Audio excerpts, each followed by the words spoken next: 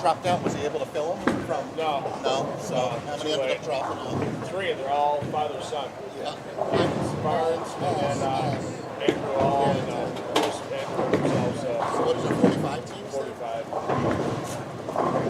Is he still taking the same amount? Yeah, he'll still take the top 12. Just the money? Top 12 go to match play, and 15 in cash. 15 instead of 16. That's true, yeah. One. Yeah. I was shocked because we were coming from the players. It was running cool. What's going on with that? Yeah, I think it's just easier for the cut sale there. Well, the price is higher, right? I mean, yeah.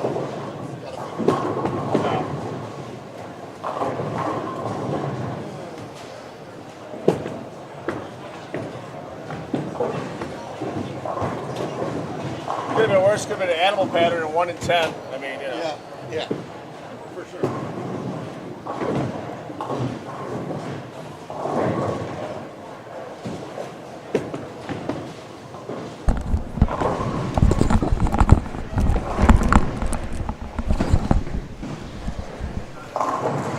All right, good morning, everybody. Thanks for breakfast bowling.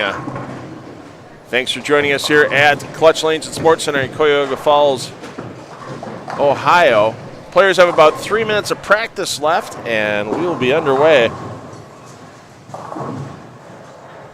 for this PBA50 PBA Doubles Clutch Lanes Central Open.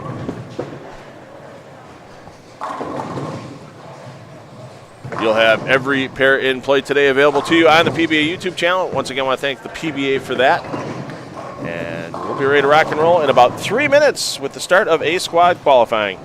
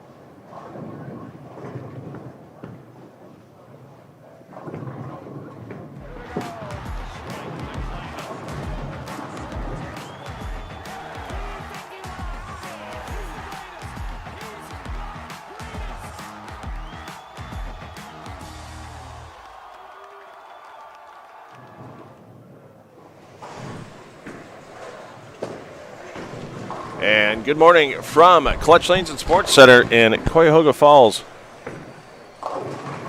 Ohio. This is the PBA50 PBA Doubles Clutch Lanes Central Open. Good morning, everyone. I'm $2 Phil Brilo here at Clutch Lanes. Fourth year in a row we've been here. First year we've been on PBA YouTube for this event. Want to thank Bowl TV and the USBC along with the PBA for granting myself and 10 on the Deck Productions the rights to live stream to PBA YouTube today. I also want to thank our sponsors H5G Brands and the PBA LBC National Championships for bringing this to you for free.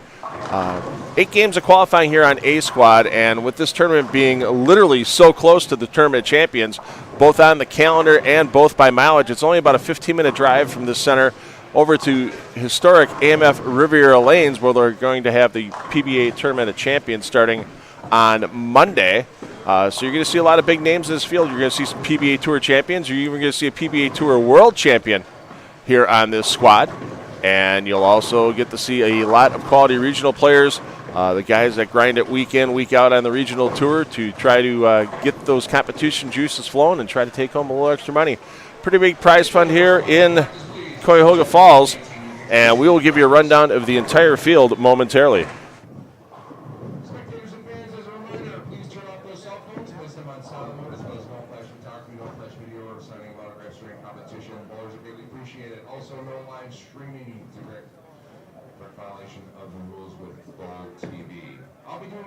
After each and every game, we'll be able to see who's in contention for those top 12 positions advancing to tomorrow's bracket action Baker match play.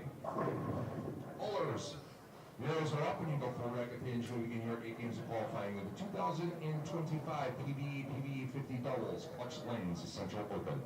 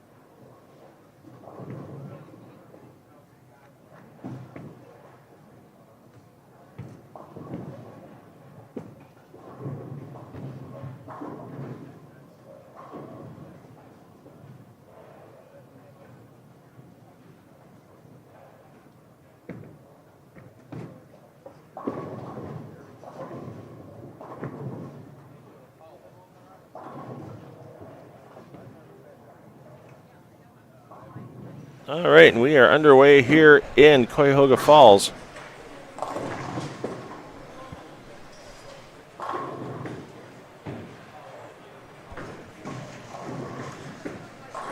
Give you a rundown of all our players in the field here during game one. Starting off on 1 and 2, we've got Chris Clark, your bowler A. Carson Clark, your bowler B. Tom Doherty, former PBA world champion, your double A. Sean Maldonado, your double B. On 3 and 4, we do have a pair that's a late drop. Andrew Hall, injury at the Players' Championship in Jackson, Michigan, had to drop out of the advancers round on Thursday night. So he's not healed up. So Bruce Hall, Andrew Hall, a late drop. So there's only one team on 3 and 4 currently. Tom Murphy, your bowler double A. Jacob Willard, your bowler double B.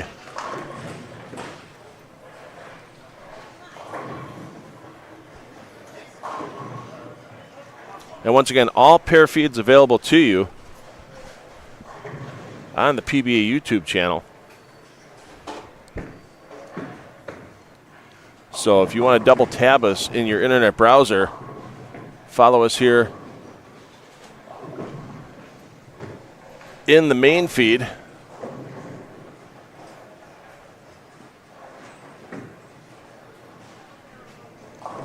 And then keep that second browser tab open to follow your favorite player as they go pair to pair. We'll give you score updates here in the main feed. We'll follow some big names, follow some hot games, some hot hands, so that way you don't miss any of the action. And I'm sure with it being 2 squads today, other squad starts at 1:30 p.m. Eastern time. We will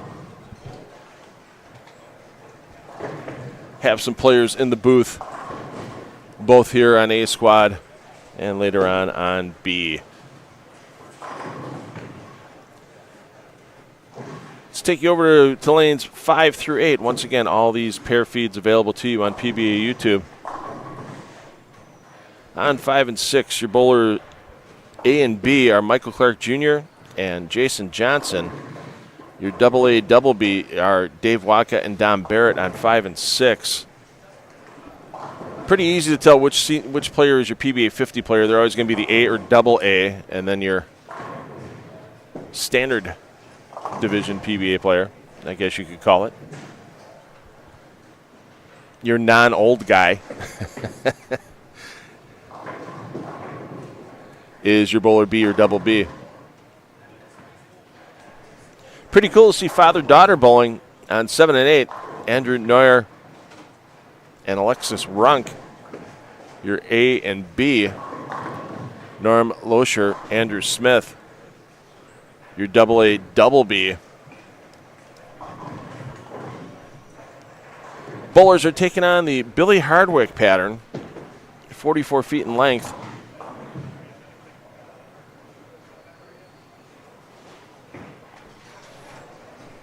And watching the practice session yesterday, it's not one of those grind out, keep the score sheet clean type of things, and it's not one of those events where it's going to take, a 240 average out of everybody to make it.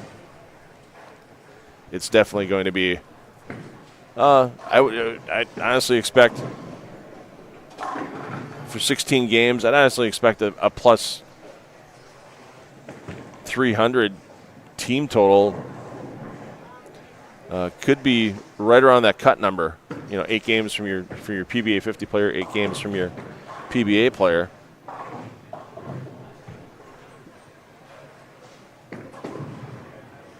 See in the chat that Tom Hess converted a Greek church.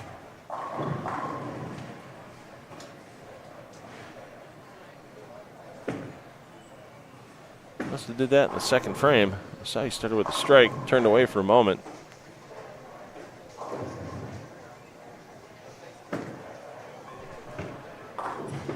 Tom probably still a little steamed about the solid 9-pin that cost him making it to the Cashers round at the Players' Championship on Thursday. Bad start at the Players, but Tom, you talk about a guy that never say die. Definitely it for Mr. Hess. Came back with a couple of solid rounds and almost walked out of there with a check after being 100 under for the first 8 games.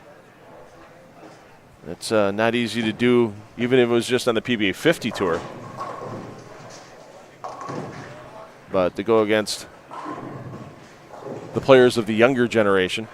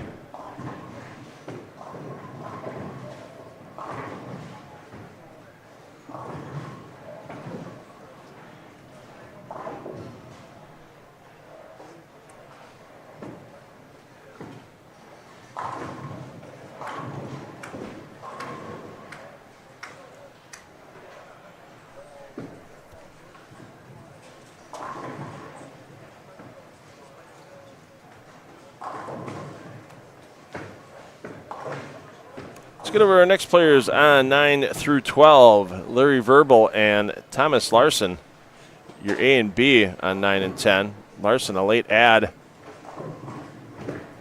for Verbal, as Patrick Dombrowski, I believe, was originally supposed to be his partner, but Dombrowski taking care of business up in the Players' Championship. Michael Runk, Brandon Runk, father-son, bowling as your AA, BB on 9 and 10. Tom Hess, Brad Miller.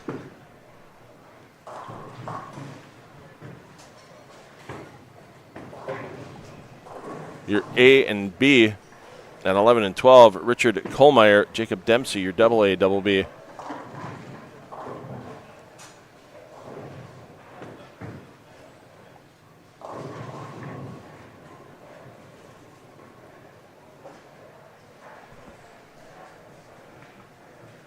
On 11 and 12.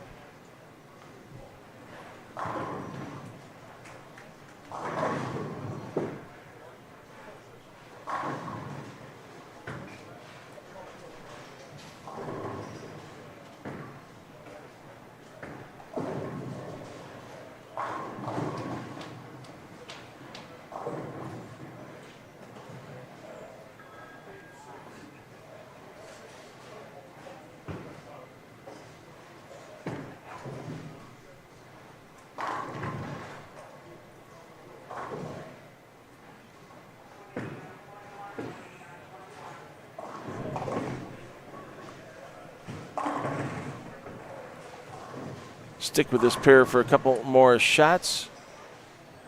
Quentin, you're looking for the Barneses. Unfortunately, the Barneses are a late drop, obviously, with Ryan making the Players' Championship telecast for tomorrow in the number 3 seed. They will not be here to qualify. So it's pretty interesting. The 3 teams that were late drops were all father-son teams. So we have Bruce and Andrew Hall. We mentioned Andrew's injury at the Players' Championship. And we have Ryan Barnes and Chris Barnes. Ryan Barnes being the number 2 seed, pardon me, going into tomorrow's show. And then Kevin McCune. Kevin McCune and Eugene McCune, who had a great showing here last year. With Kevin making the number 9 seed, he'll be on that preliminary round this evening on FS1.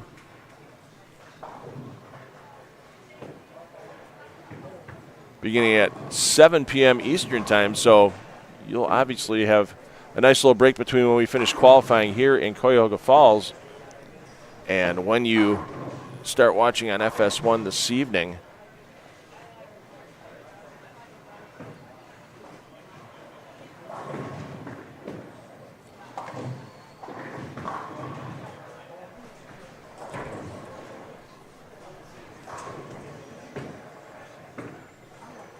We'll watch Hess toss here, and then we'll move on to our next pairs as Hess gets the 10 to go, 4 stays. Let's stay. You never know. Brad Miller might pop one out.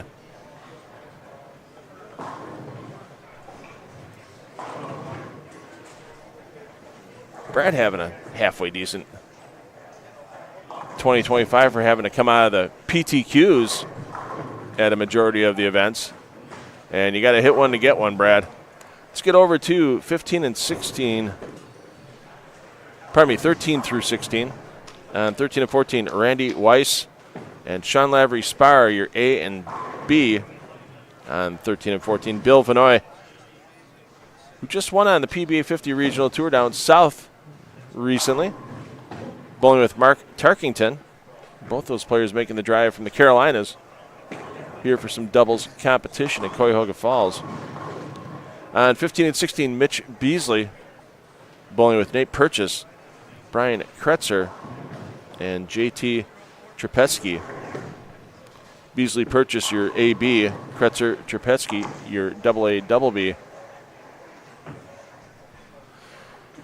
On this pair.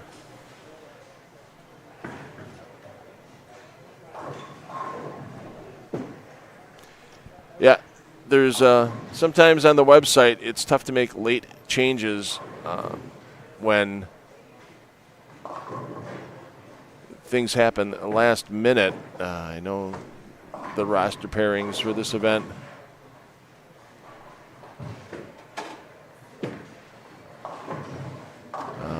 won't show those drops, so it'll show the Barneses,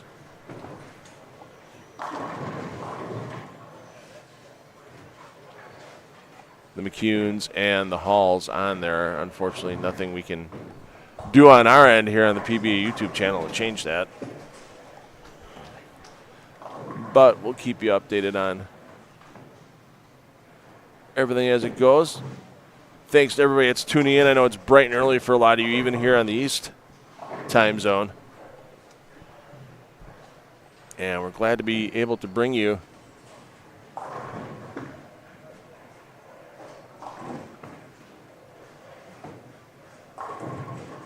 this event. I want to thank Chris Richinger, the general manager here at Clutch Lanes and Sports Center, and his local sponsors with Cutwater Beverages, Carbless, and Surfside for helping things out, and for the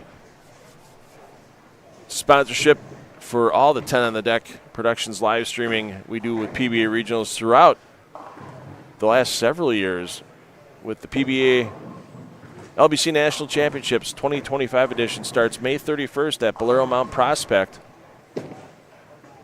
in the greater Chicagoland area.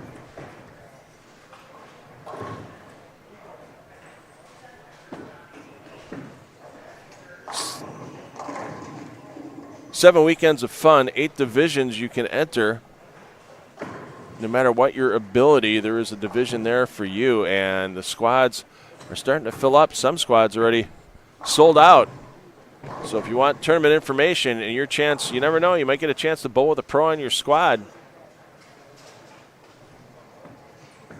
There's a number of PBA Tour pros who take that event. Kenny's here. Kenny Seymour's here, everybody.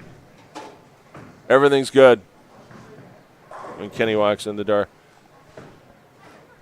So, yeah, lots of PBA bros. I remember looking at a couple of players' faces last year when they realized that E.J. Tackett was bowling on their pair. And the best part about that LBC National Championships, PBA exempt pros have their own division. So you're not bowling against the pros, but you can bowl at the same time they do. So it's a great event. Check it out, pba.com/LBC tournament and H5G Brands, the official merchandiser of the PBA. There is some great new 2025 PBA Tour swag available. I saw a couple of players walking in this morning with the great hoodie sweatshirt. Comfortable and warm. It's a little chilly here in Cuyahoga Falls. But check out the latest and greatest PBA merchandise at h5gbrands.com. Linda, hey, thanks. I'm sure we'll see you a little later today. And we appreciate everybody tuning in. It's, once again, like I said, appreciate Bowl TV and the USBC for letting 10 on the Deck Productions have the rights to stream this event. Those guys at Bowl TV are pretty busy right now. They're probably recovering from tearing down last night in Jackson, and they got to run down here, and they might get a little rest, but they have to start setting up right away for the Tournament of Champions. So that Bowl TV crew always hardworking. And as we said, thanks to our sponsors, thanks to Chris Ritzinger here, thanks to the local sponsors that brought me down for the weekend, and thanks to PBA for letting us stream on their YouTube channel. Normally a lot of our regional events we stream on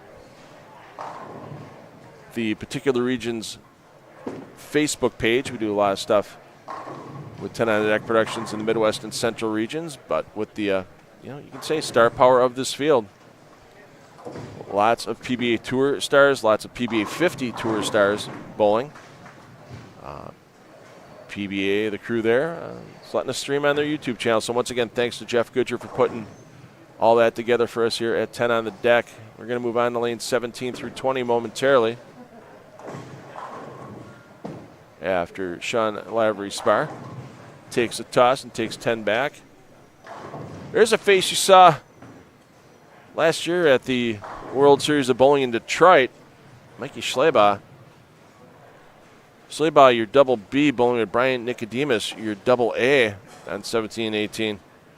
Bill Watson, your A, Nolan White, your B on that pair as well. As we mentioned, the Barnes' late drop with Ryan making the show tomorrow in Jackson for the PBA Players Championship. So Larry Danoon Jr. and B-Rob, Brian Robinson, taking the lanes here on 19 and 20. And, they're bowling a little quick. They're trying to do match play pacing, even with just the two bowlers on the pair. But then we have the PBA double jump rule. The players are usually smart enough to realize when there's a shorter number of bowlers in the pair, sometimes they'll let that double jump rule slide a bit. A little hand wave here, a little head nod there, and players can get up and fire at their convenience.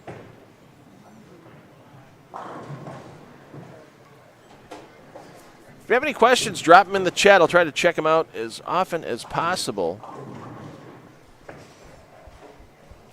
And if you're watching and you know some other bowling fans, hey, put it on your social media. Put it on your Facebook, your Instagram, your TwitX,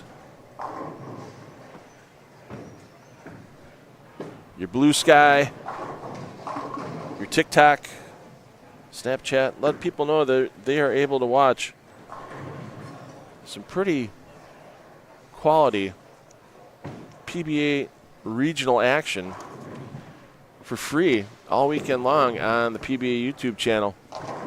Once again, this is the Billy Hardwick pattern.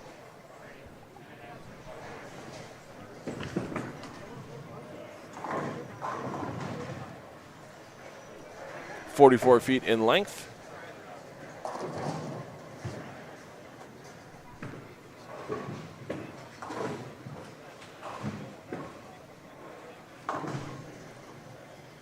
And we've got a front 8 alert.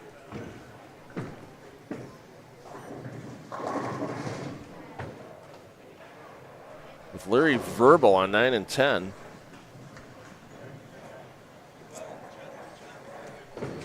So we'll get down the Verbal momentarily. We're going to get over and introduce you to our players. We'll get back to them in game 2 for a bit and keep an eye on them. Your defending champions, Michael Haggett, Graham Fa, your A and B, and 21 and 22. Anthony Dormus, William Schumacher, your AA double B. 23 and 24, Tom Adcock, Jake Peters. Your A and B, Steve Kenyon and Dallas Leong. Your AA double B on 23 and 24.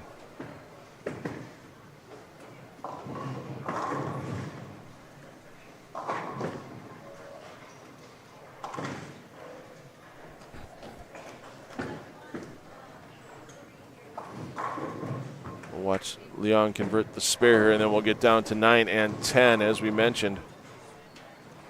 There you see Larry Verbal, front 8 for Verbal.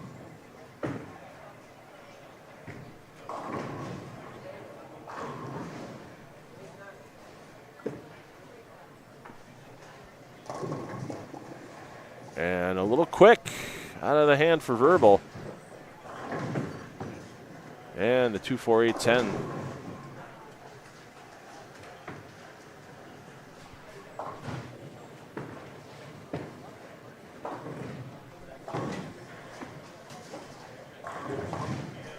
Oh, pardon me, it's not Verbal, it's Runk with the front bunch.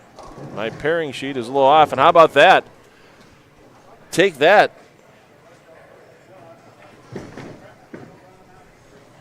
Oh.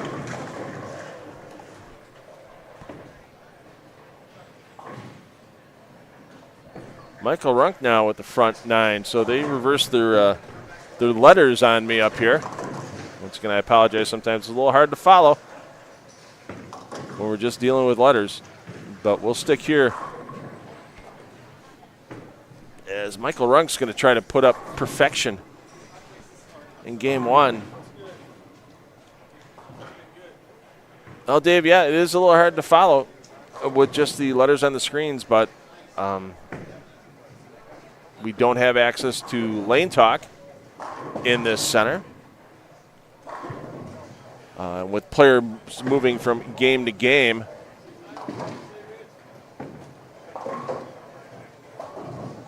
for the convenience of the players, and most fans on site are following their favorite player from pair to pair as well.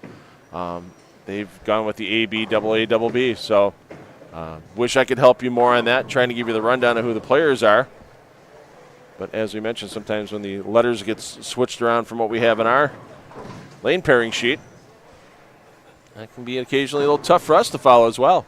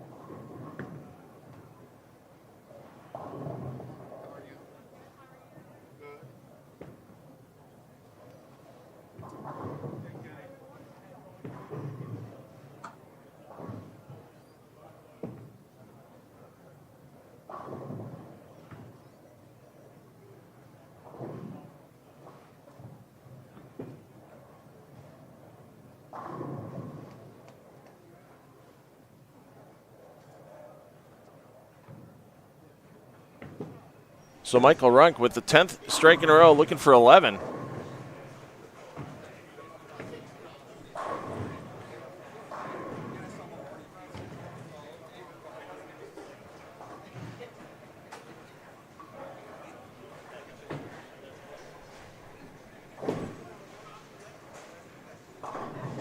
Oh, comes high. We're going to get a break. Not a big enough break. But still a quality start from Michael Runk. There you see him getting the fist bump from his son, Brandon. As Brandon's going to have a solid game as well.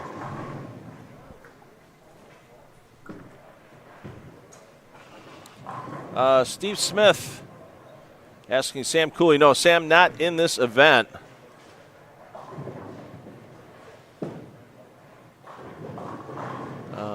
Global Storm Grip. Don't know who's doing the commentary on the play-by-play. We always know Randy's there. Randy Peterson on the color, but I don't know if it's going to be Rob Stone or I don't know if it's going to be one of the Daves. I don't think John Fanta with college basketball just finishing up. I don't know if Fanta would be there or not.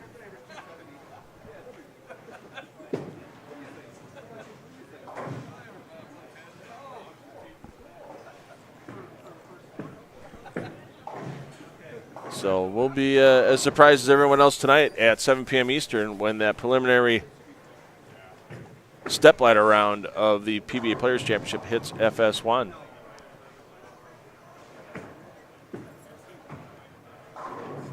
So for those of you that haven't seen one of our 10 on the Deck productions before, just to give you a heads up, we're a one-man crew here on 10 on the Deck Productions. I'm $2 Phil. My graphics guy is PJ. Show producer and runner is Phil. So, yeah, so you'll get some periods of time here and there on occasion where we'll be running around doing some maintenance on the other streams that you're able to watch.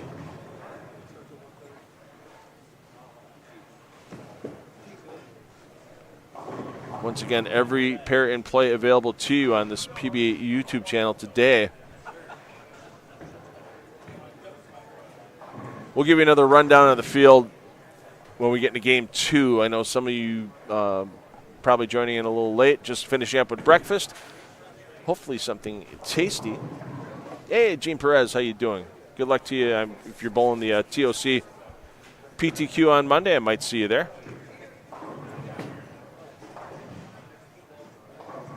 So we're going to give you a little audio intermission for the rest of Game 1, and we'll be back after player movement. If you want to follow the players are skipping up here, landing on the second after this game. So the players you see here on 9 and 10 are moving over to 13 and 14. Players you see on 11 and 12 are moving to 15 and 16. So that means the players on 21 and 22 are going down to 1 and 2.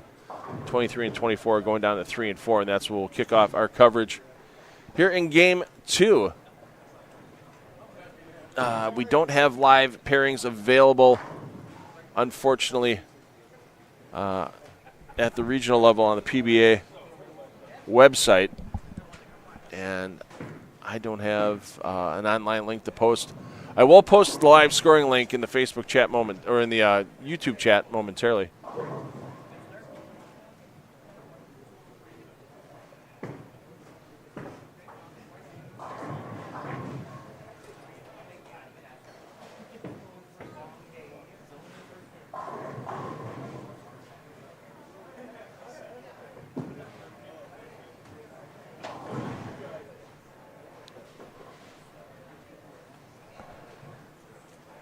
There's your live scoring link. So you'll be able to get the game-by-game scores. Gene, I should have looked at my roster. Gene's on the way here. It'd be good to see you. So a little audio intermission, and we'll have Game 2 coming up next here on A-Squad for the PBA50 PBA Doubles Clutch Lanes Central Open.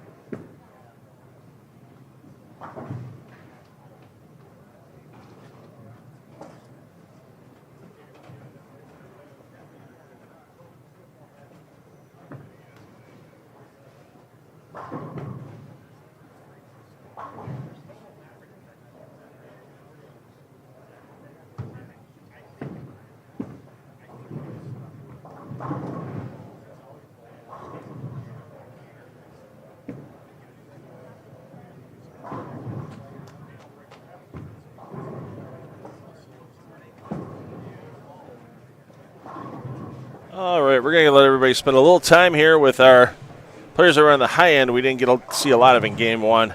With Michael Haggett, Graham Fa, your A and B on 1 and 2. Anthony Dormus, William Schumacher, your AA double B. Tom Adcock, Jake Peters, your A and B. On 3 and 4, Steve Kenyon, Dallas Leong, your AA double B. As soon as the one game scoring update comes through, we will pass that along to you.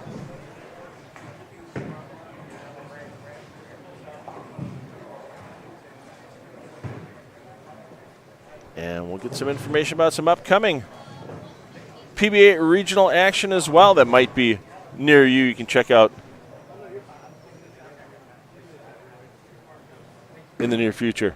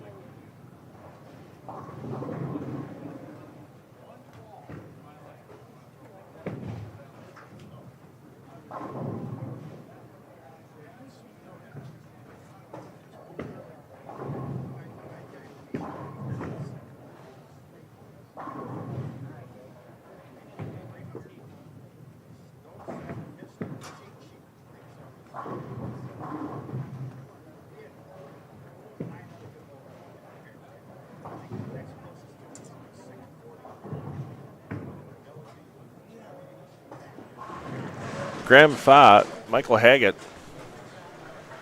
Winners 2 of the last 3 years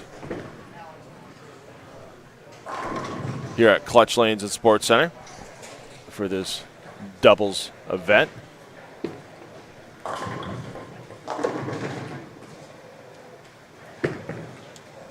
The team that interrupted the string, well, they can't technically bowl as a team in this event anymore because now they're both senior PBA 50 players. Back in 2023, Tom Doherty, Tom Hess took down the title. But you have to have one player over 50, one player under 50 on your team. So with Tom Doherty turning 50 recently,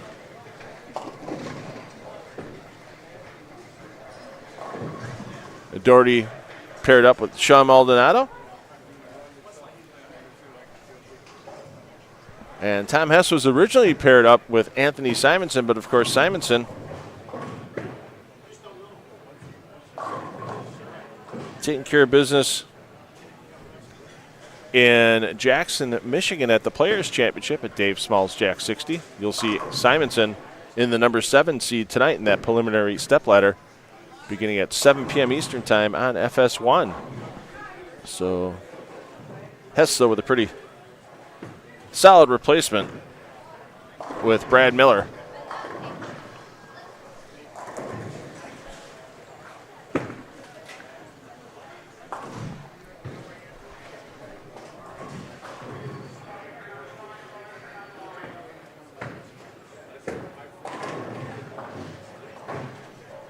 And I know PBA Central Regional Manager and today's tournament director, Bobby Jekyll, gathering the scores for the 22 teams in play this squad. I know some people are asking, are there some notable names yet to bowl coming in on B squad? Well, let's give you a rundown of who might be notable for you. Dino Castillo and Eric Jones will be teaming up. Carlton Chambers, Sebo, now a PBA 50 member, bowling with Chandler Stevens. Jack Jurek teaming up with Kevin Bianco. Charles Farrell is going to be teaming up with PBA Central Region Player of the Year in 2024, Ryan Liederbach. Maximum Bob Robert Smith bowling with Zeke Bate. PBA Hall of Famer Wayne Webb bowling with Brendan Miller.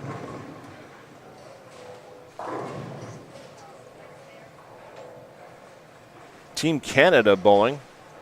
Talk about a couple of Canada's best players over the years with Bill Rowe and Zach Wilkins.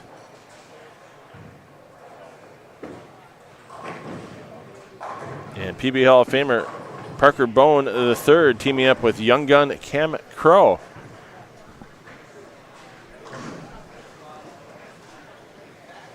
And those players all coming in on B squad. That starts 1:30 p.m.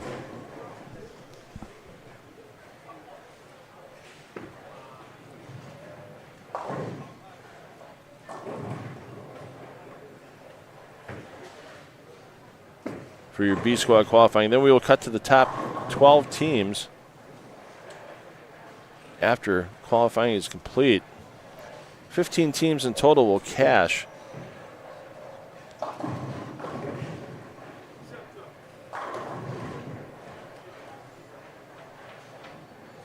And we'll be at it bright and early tomorrow morning. Tomorrow with the Tournament of Champions, there is a youth clinic being held at AMF Riviera Lane, so some of these players have commitments to that clinic. So we're starting bright and early tomorrow. 8 a.m. once again will be our start time as the teams qualifying in 5th through 12th place will be put into the match play bracket. Teams 1 through 4 will get a round 1 bye.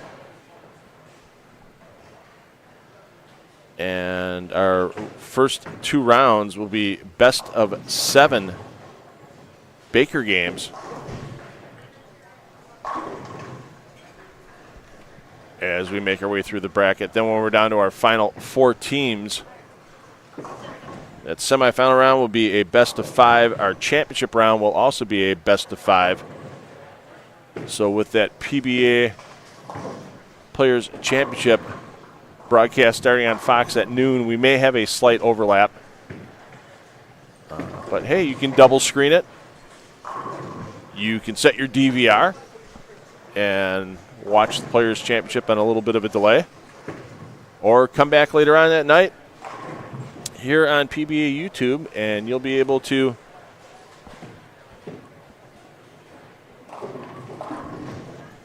watch the archives of any of the action this weekend at your convenience. So, good times here at Clutch Lanes. And I'm $2 Phil Brilo taking you through all the action today. Yeah, most of the players today throwing reactive resin. I haven't seen too much in the way of urethane except for spare shots out of the players. This 44-foot pattern does have a pretty significant amount of volume in the front part of the pattern. And honestly, if there were a lot of players throwing urethane, that the redistribution of the oil could be a bit messy for our PBA 50 players. I mean, honest, let's be honest here. A majority of our PBA 50 guys that are here don't have the, as they call it, kids tour ball speeds, rev rates.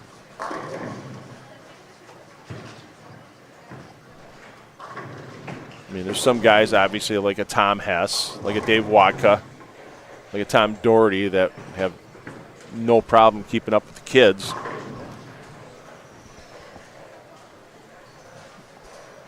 But I think everybody's being pretty smart on the equipment usage today and the surface used on that equipment, just because, A, it's 8 games, and B, you don't want to screw your partner. All of a sudden, everybody's blowing a huge hole in the pattern that your partner can't deal with, and then you're scoring fine, your partner's not doing much, and then next thing you know, you're heading out of Cuyahoga Falls without a check.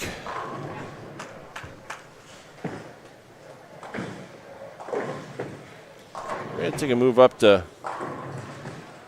9 and 10 for a minute, as we've got a team off to a pretty hot start with Dave Wadka and Don Barrett, your A your double A, double B on 9 and 10.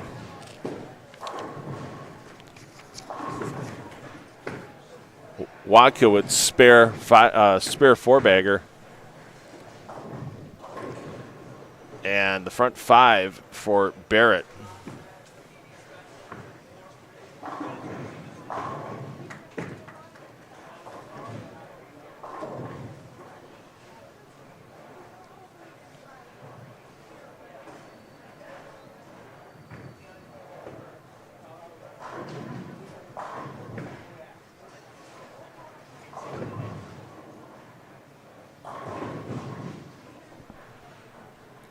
You see Dave Wadka getting ready to step up in lane 10. Dave, busy traveling guy lately with his position with the Brands of Brunswick. Does a lot of work with the sales teams overseas. Saw he was in Europe. Saw he went to a Montreal Canadiens game, and unfortunately for Dave, he needed the 70-foot lane to get that ball back to the pocket. Unfortunately, at this moment, all lanes inside of Clutch Lanes and Sports Center are the USBC regulation, 60 feet from the foul line to the head pin. So Dave will have to make the adjustment on that spare. At least he got the 8-pin out. Those sleeper pins can always be an issue. But we'll see if Don Barrett can keep the big run going.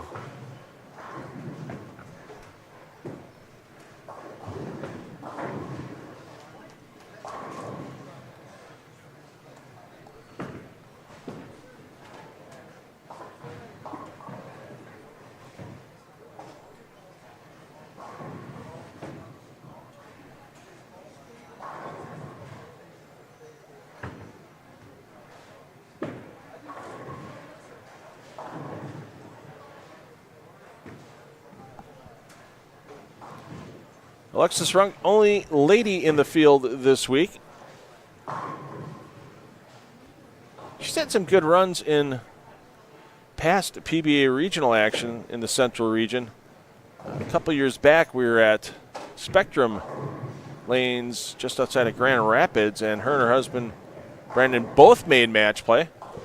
And at the conclusion of match play, Alexis came out a couple sticks on top, so she had bragging rights for the weekend in the Runk household.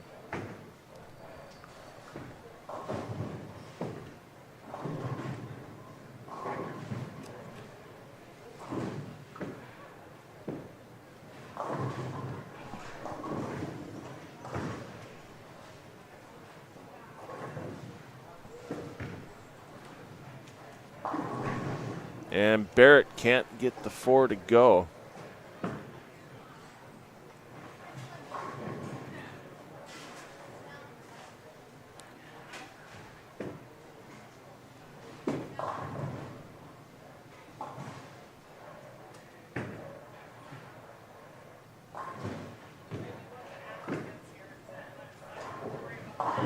Barrett, after the USBC Masters, sitting in 20th in points on the PBA Tour season.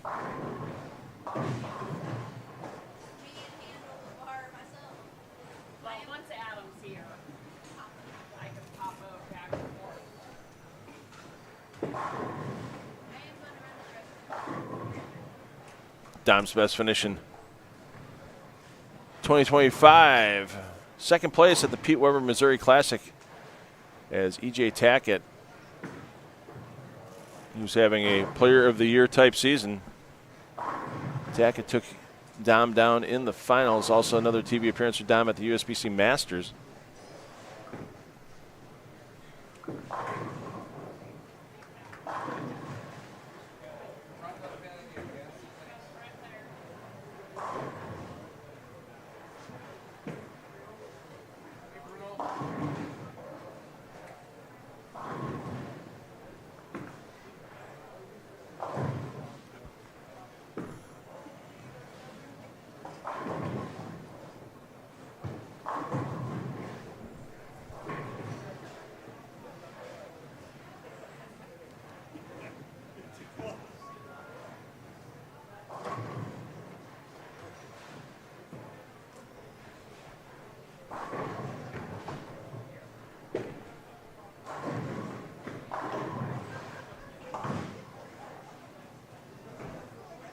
as Barrett tied with Graham Fa for that 5th place position due to the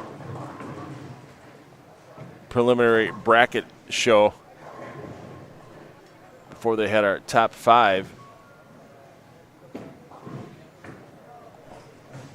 Pardon me, top 4 on Sunday's telecast. Of course, the bowling world still buzzing about the Gary Haynes over Anthony Simonson win in the Masters. Simonson was trying to take down number 4 to tie Jason Belmonte for most USBC Masters titles.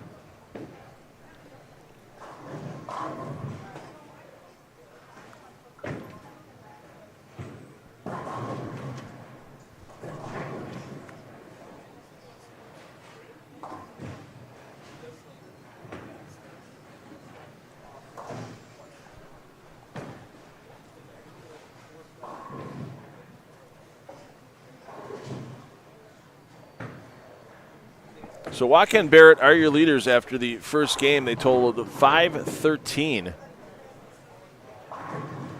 for their doubles total. Waka putting up 258, Barrett putting up 255. Mitch Beasley, Nate Purchase currently in second. Let's take a peek in on that team, see how they're doing this game. Purchase with a solid start, 3 baggers, spare strike. 1 open and a double for Beasley, as Beasley and Purchase put up 496.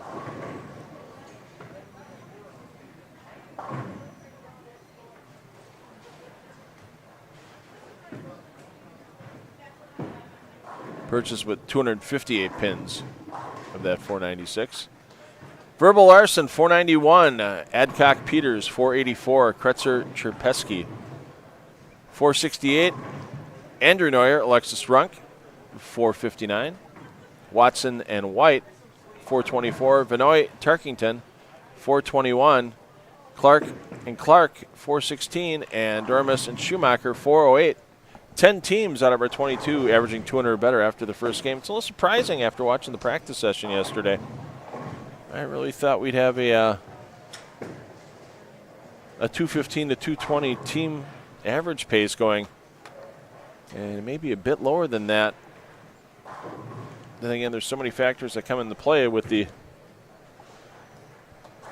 lane play and lane conditioning. Just because something happens on one day doesn't mean it's necessarily going to be exactly the same on day 2 or beyond.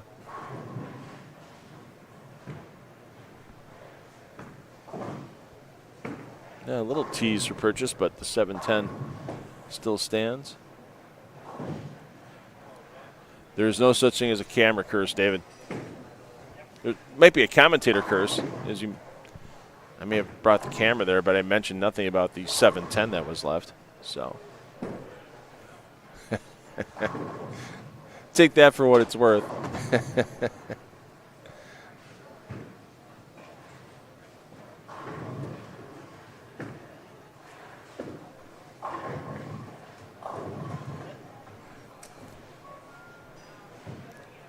So once again, there is a live scoring link. You can see it in the comments. If you want to follow your favorite player, check out where they're at.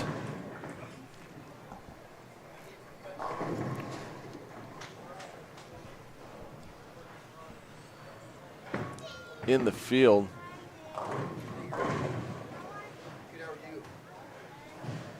And there's quite a few players in this field, especially players like Purchase, who's going to be bowling the PTQ at the Tournament of Champions.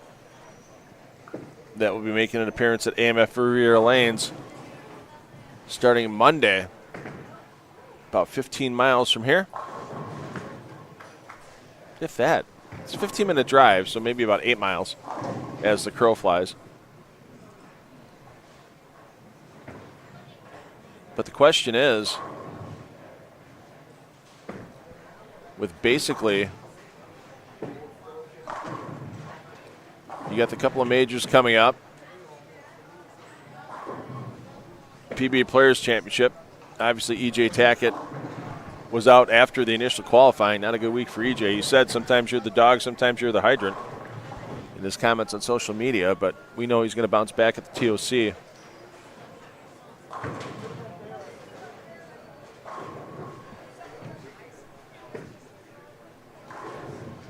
So basically, can a player like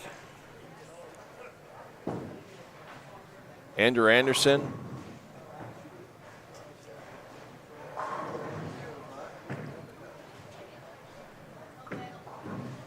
get enough? Anderson had a chance to make that top 9 for tonight and tomorrow on FS1 and Fox. Ended up 13th. He's the closest to EJ Tackett in the standings for points, and that's another major that's going to get away. Obviously, Tackett with 2 majors already this season with the U.S. Open and the World Championship.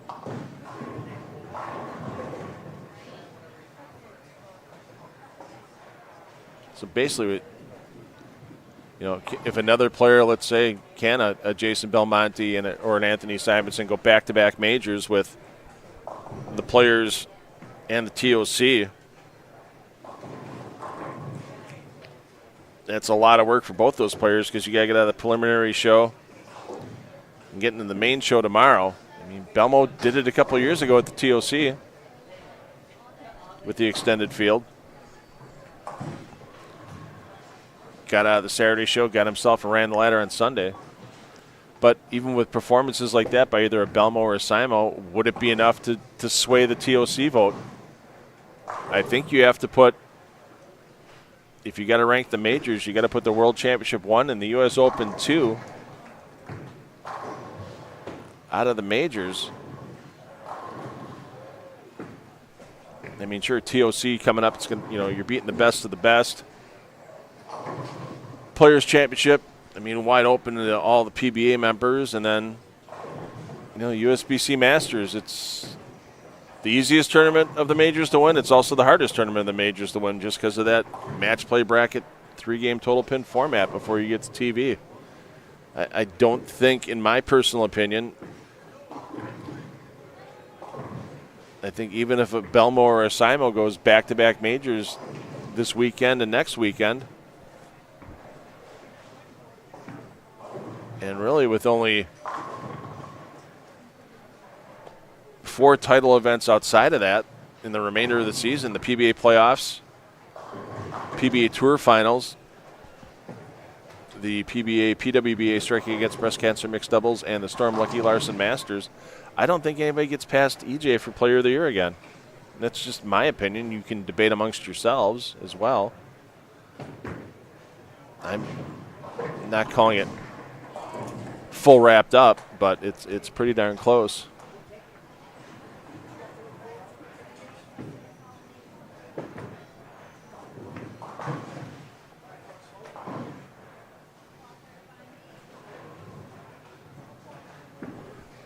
Yeah, I don't.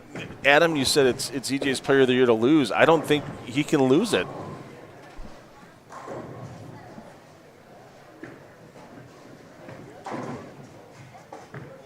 And obviously, I'd say it doesn't even have to be a major win. If he takes a win at the PBA Tour playoffs at Thunderbolt in April, or he waits till June and takes down the PBA Tour Finals, as he's done a couple of times in the past. I mean, yeah, it's... I don't think there's... somebody would have to have a phenomenal run of events. And it would have to be a Simo or a Belmo with winning the players, winning the TOC back-to-back, and then catching 2, if not 3 more wins out of the playoffs, Tour Finals, and Striking Against Breast Cancer Mixed Doubles. We all know Belmo and EJ have had pretty good records at that event. I mean, EJ has won with 3 different partners in that event. And, of course, the Storm Lucky Larson Masters. I'm not sure if that would be an event that Belmo would even bowl at that point in time in the season, even if Player of the Year was on the line. I mean, that's a long way from home. I mean, it's already a long way from home for Belmo.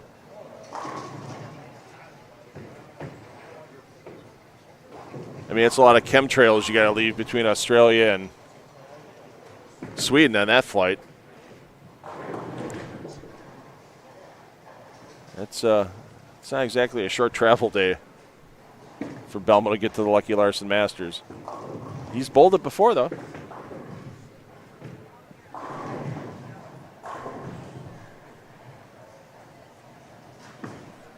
We're going to peek back in on our leaders with Waka and Barrett. Waka in the gates, 245. He's already in the clubhouse for game 2. Barrett looking for a big finish here after opening in the 8th on a split. Barrett can get to 237.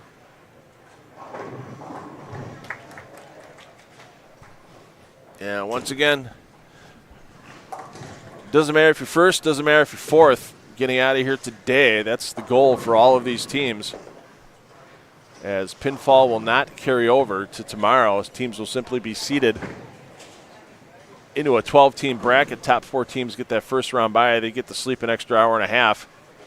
Because otherwise, if your team's 5 through 12, you're dragging your butt back in here at 8 a.m. tomorrow morning. Well, actually, you got to be here by 7:30 for roll call. So it's definitely going to be an early wake-up call for those teams positioned 5 through 12. I'm sure they won't mind a wake-up call because all the other teams you can sleep in, but you probably most likely didn't get a check. Only 3 teams outside of the top 12, positions 13, 14, 15, will receive a personally autographed check from Bobby Jekyll at the conclusion of their competition. Appreciate everybody tuning in this morning. If you can let your friends that are bowling fans know that they can watch this event for free on PBA YouTube, share it on your social media. And once again, every pair in play, so you can follow your favorite player. I know several of you out there are already double tabbing, keeping us on here for the $2 Phil Talks to Himself show. I'm sure we'll get a player or two in a little bit with the early start we had this morning. Some of the B squad players will be in later on to scout things out, see where they're playing the lanes, that sort of thing.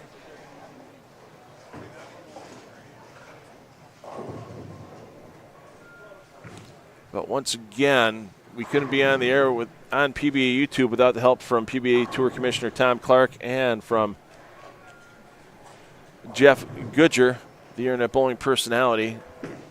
Still a major part of the PBA video production process, even behind the scenes.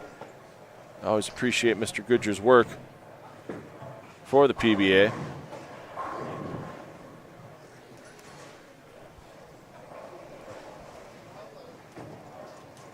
Couldn't have done it without the help of Bowl TV and the USBC, as they've given 10 on the Deck Productions permissions to live stream this event on PBA YouTube. And we couldn't do it without 10 on the Deck's season-long sponsors. That is the PBA LBC National Championships. Squads are starting to sell out. Make sure you get the squad date and time you want. Don't wait any longer to get in. PBA.com/LBC tournament. And don't forget with that LBC event, if you haven't ever bowled the Peterson Classic, that event being held right up the road at Bolero Vernon Hills. Have your chance to bowl that historic event and get your brains beat in for a while. And the official merchandiser of the PBA, H5GBrands.com. I see quite a few players in the field sporting their H5G jerseys. You can either copy some of those great designs like you see there in front of you,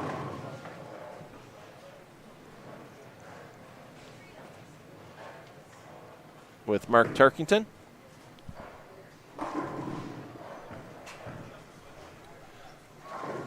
Or design your own with one of their great designers. They're also the official merchandiser of the PBA. Check out what's going on at h5gbrands.com. So once again, I'll give you a little audio intermission here at the conclusion of Game 2. We've got some housekeeping to do on our pair-by-pair feeds. Appreciate everybody tuning in. Appreciate everybody sharing the information with their fans and friends and family about being able to watch this PBA regional action for free on PBA YouTube. Tomorrow morning we start 8 a.m. once again with our match play bracket. Game 3 coming up next here from Clutch Lanes and Sports Center in Cuyahoga Falls, Ohio, and the PBA50 PBA Doubles. Clutch Lanes Central Open rolls on.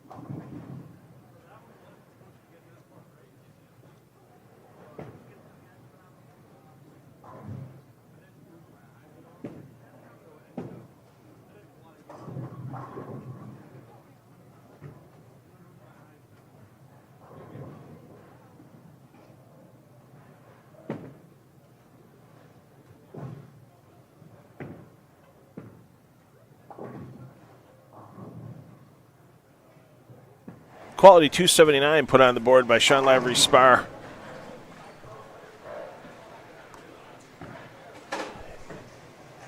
And a nice 500 game for Lavery Spar and Randy Weiss. So they will definitely be vaulting up the standings.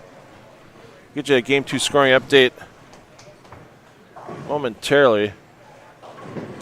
Just dropped, once again, the live scoring link for this event in your chat. Feel free to click on that, check things out. When you get to that live scoring page, there is a little checkbox you got to hit to get the doubles totals. It'll give you the individual totals when you land. Hit that checkbox for doubles, and then that'll total everything together for you and get you underway. So bowlers made a 3-pair jump this game. So for those of you following your favorite player between games 2 and 3, they jumped 3 pairs. So 19 and 20 moved down to 1 and 2, 21 and 22 moved down to 3 and 4. So we have Beasley and Purchase, your AB, Kretzer, Trepesky, your AA, double B, 1 and 2. Over on 3 and 4, Watson White, your AB, Nicodemus Schleba.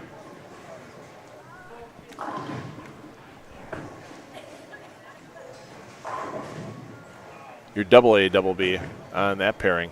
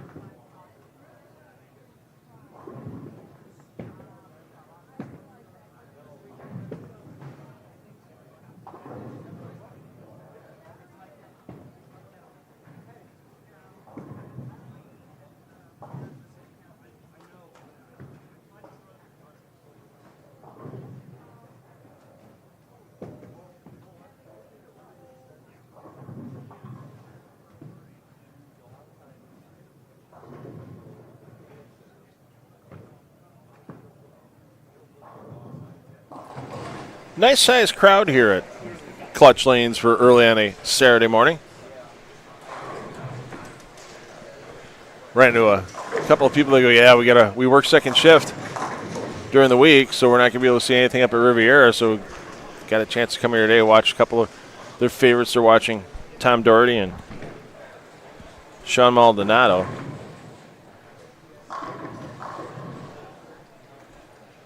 So a couple nice comments on the retro jersey from H5G Brands I have on for the old extra frame logo, the PBA extra frame logo. Hard to believe. Been doing this either as part of a PBA crew between the PBA extra frame service and then Flow Bowling, or independently. When we've gotten some rights released from Bowl TV and USBC to do some PBA regional events. For 11 years now, as Purchase can't get the 10 to go.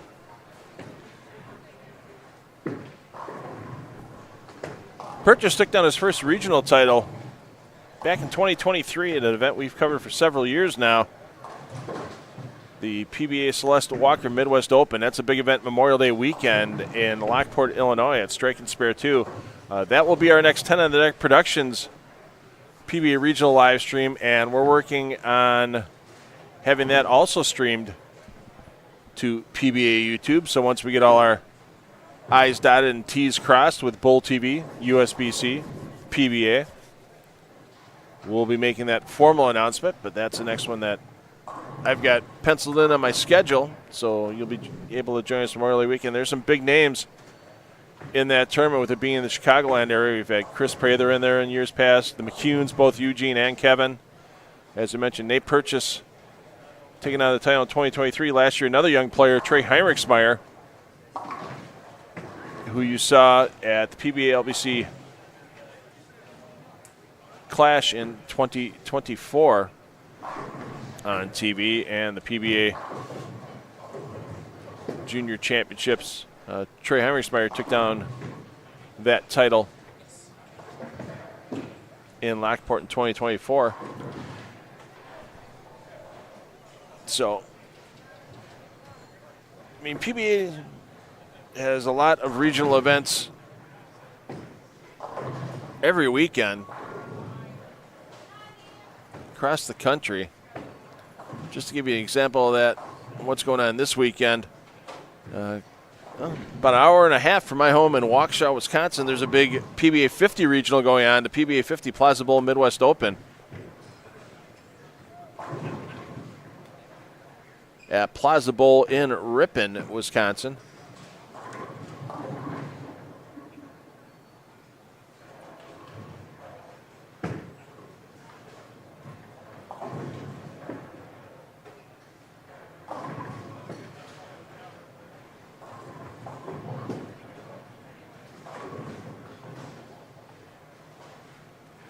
Bill Fabian, PBA 50 member and owner of that center, is the host this weekend. And there's some pretty good names on that roster for PBA 50 tour players, such as Gary Allstott and Jeff Johnson. Also, former PBA Player of the Year Mark McDowell making a rare regional appearance. So kind of hope I had a chance to run into Mark, but missed him being down here.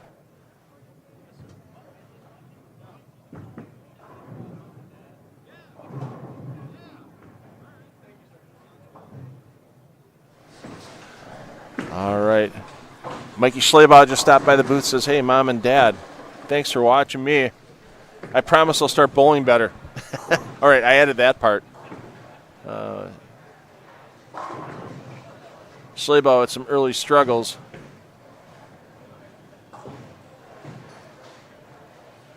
As he came out of the gates with 161.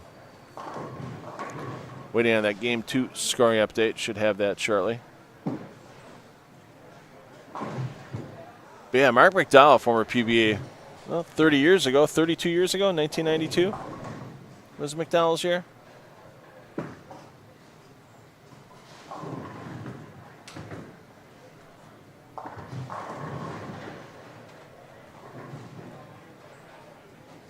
Over in the East region in Baltimore, PBA Bowlers Discount Pro Shop Open being held at AMF Woodlawn Lanes.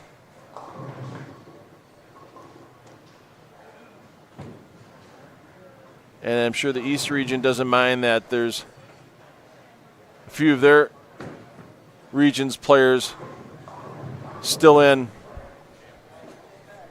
the PBA Players Championship. But one player that made their way home that's in the field for that event, your USBC Masters champion, Gary Haynes, bowling in Baltimore this weekend.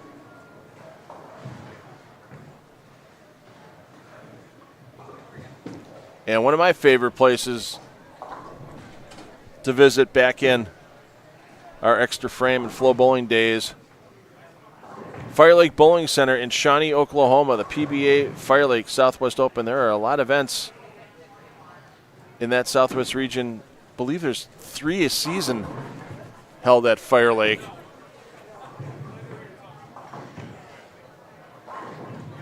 Of course, Chris Skillings, the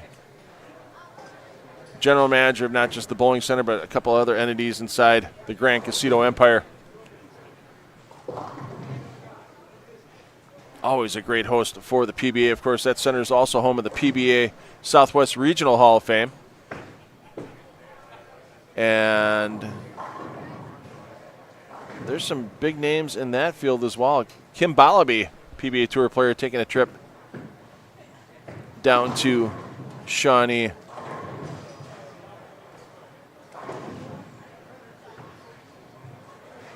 And once again, that's another event where, with several Southwest region players making their way through late in the Players' Championship field, they're pretty happy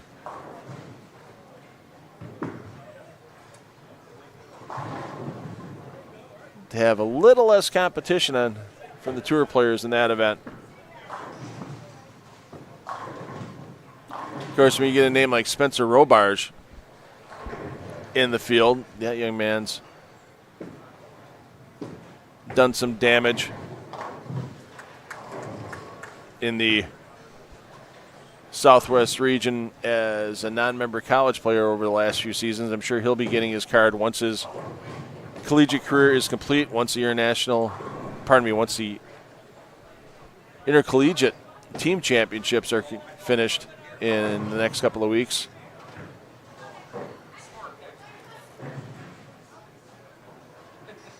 I'm sure we'll see Spencer Robarge bowling some PBA regional events and some tour events as a member.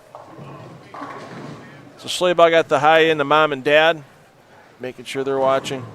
And we're going to get away from him for a second because we're not helping him out with those ring 10s on camera.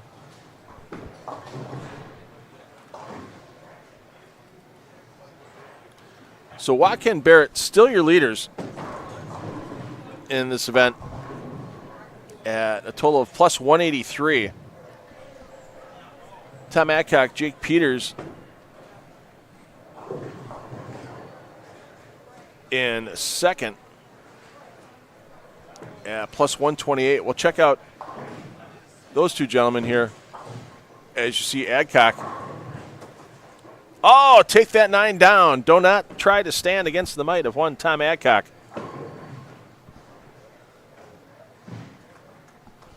Peters looking at an open frame in the sixth. Beasley Purchase, 898 for their total, so a plus 98 on the PBA record keeping. Heggett and Fa, plus 74. Weiss and Lavery Spire, they took a rough first game, bumped themselves up in the fifth at plus 67. Andrew Neuer, Alexis Runk in sixth, plus 53. Make it a family affair. How about Michael Runk, Brandon Runk, also that plus 53 number.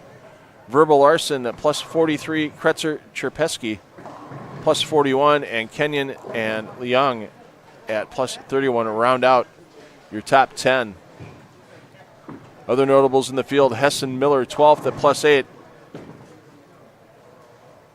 Doherty Maldonado, minus 42. And Larry DeNoon Jr., Brian Robinson, minus 51. So once again, top 12 teams will advance. If all things are fair, right, and just in the world, it'd be 6 off of A, 6 off of B, but we know very often that's rare to happen. But we will have 23 teams on the next squad looking to make their way into tomorrow's match play bracket.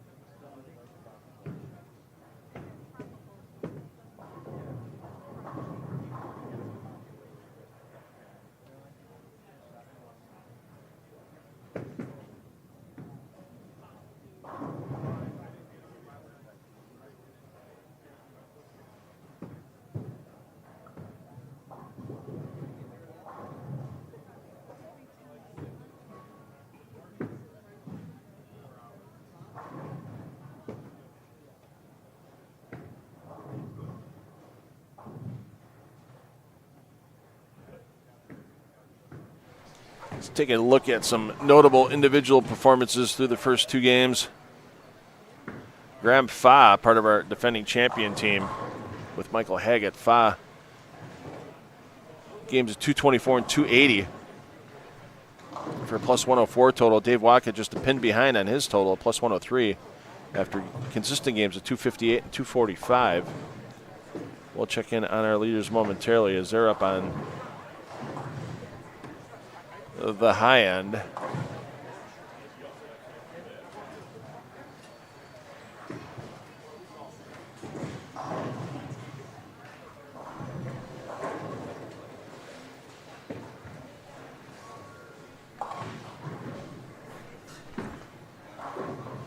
Sean Lavery Spire bounced back off of a 203 opening game to shoot 279, get to plus 82. Dom Barrett. Barrett, who you see getting ready to step up, as his teammate Waka having some struggles. Waka a double but 2 opens to offset that. Barrett clean, no doubles through 5. Looking for the first double of the game here in frame 6. Barrett 255, 225 to get to plus 80. And there you can see on this Hardwick pattern, 44 feet, how they're trying to get left and get that ball to go long before making the move back to the pocket. And a solid 9. The remnant for Barrett.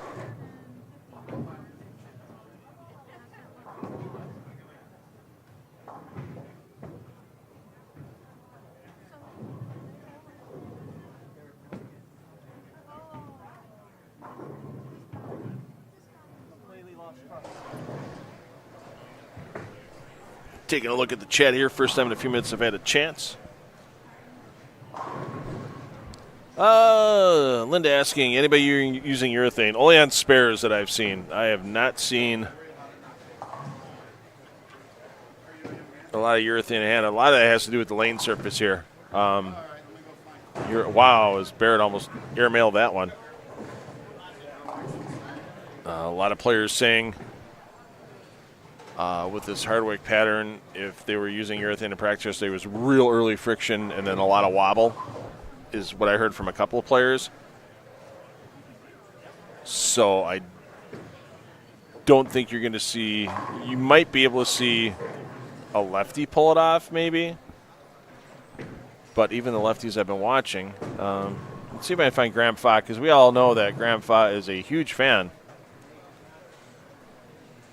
of urethane. So Fa is down on 7 and 8. So Michael Haggett's got to pick up a 3-9.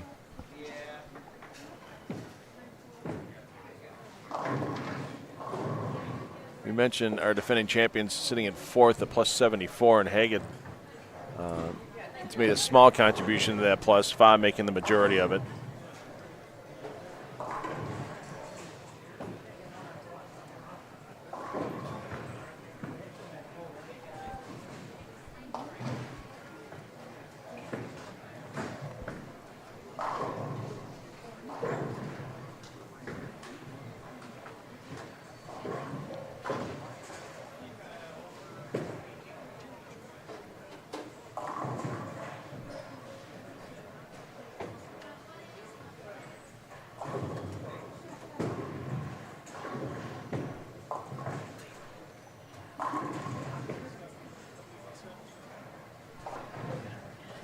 So let's see what Fa has in hand.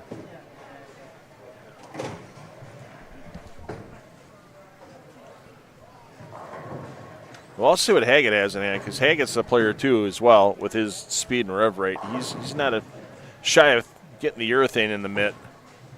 Yeah, so it looks like Fa, I would assume black hammer. I'm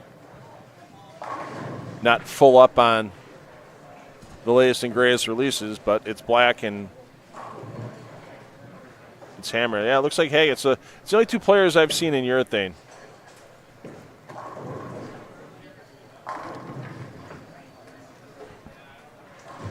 Also, we'll have to see how long it lasts, because there are quite a few left-handers on this, and Haggett's getting real early read off his urethane, so he may have to make the. You can see right now he's not happy he might have to make the switch, but he might have to make the switch. Let's see what Watka can do here to try to stop the bleeding for our leaders. As Watka can max out 197 this game.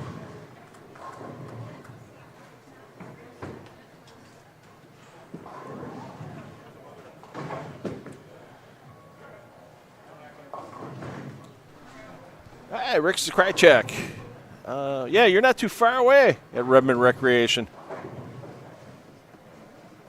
Get a chance to bowl in that regional event, as he's kind enough to have a non-members qualifying round today.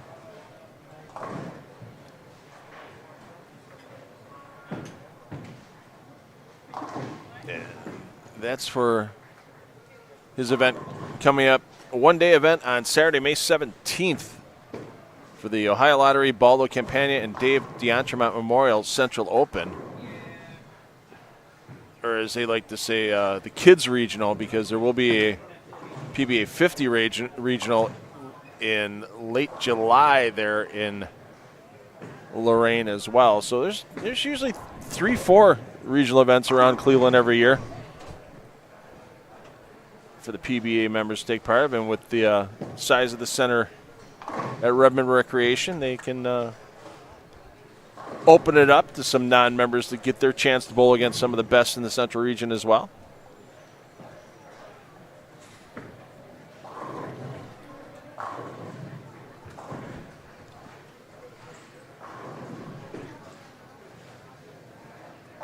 So Barrett trying to hold that team in here this game.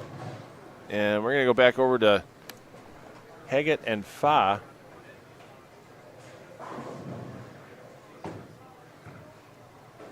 As Haggett's looking at a maximum 193, Fa can get to 247.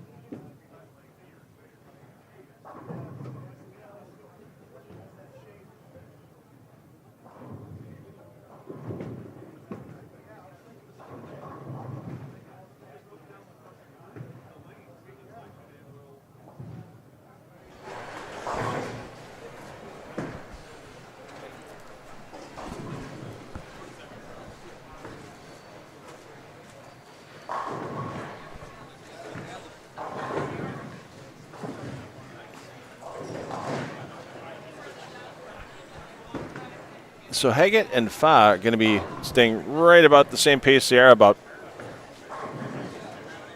plus 30 a game, a little over. Watka Barrett going to fall back to the field a little bit.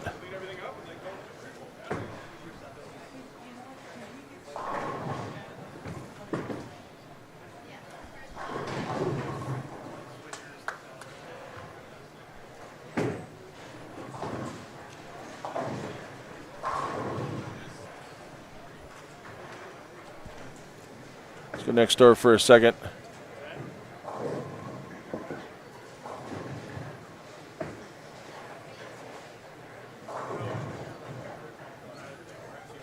Checking on the score for Peters and Adcock. Adcock in with 205. Peters just making a ball change on the fill ball. He'll be in the 230s with good count. So their pace slowing down slightly, but still in good shape. After 3, Maldonado and Doherty still struggling a bit. Doherty can get to 186, Maldonado 240, but they can't even get back to the plus after 3, so they're going to have to make a big run for their last 5.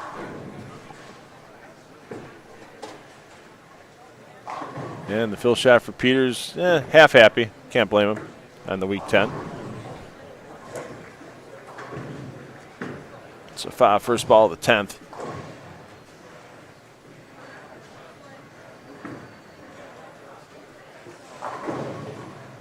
And the 5 saws into the 10 pin. So the players, if you're following us and you're double tabbing now, players are going to make a 4-pair move. So these players you see here now in 7 and 8, they're going to go to 15 and 16. Players you see this game on 17 and 18 can move all the way down to 1 and 2. So 4-pair move for the players if you're double tabbing us. Thanks, everybody, for tuning in.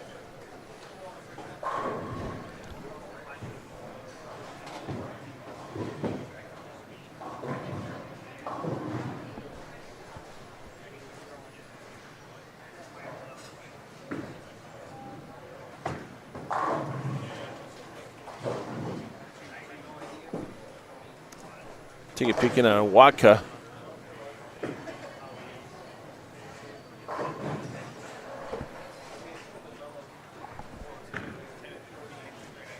So walk into 230s.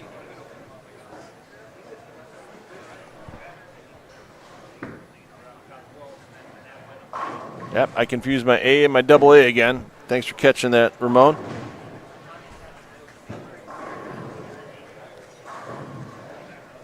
Sometimes steering the ship and following 22 teams. Yeah, sometimes I miss my A and my double A. But our leaders should still be our leaders. And we'll be back with our 4th game. Once again, players moving 4 pairs, skipping 3, landing on the 4th here on this game. For the PBA 50 PBA Doubles Clutch Lanes Central Open, I'm $2 Phil Brylow taking you through the competition this weekend. We will crown a champion tomorrow right around the start of the PBA Players Championship Finals on Big Daddy Fox at noon Eastern.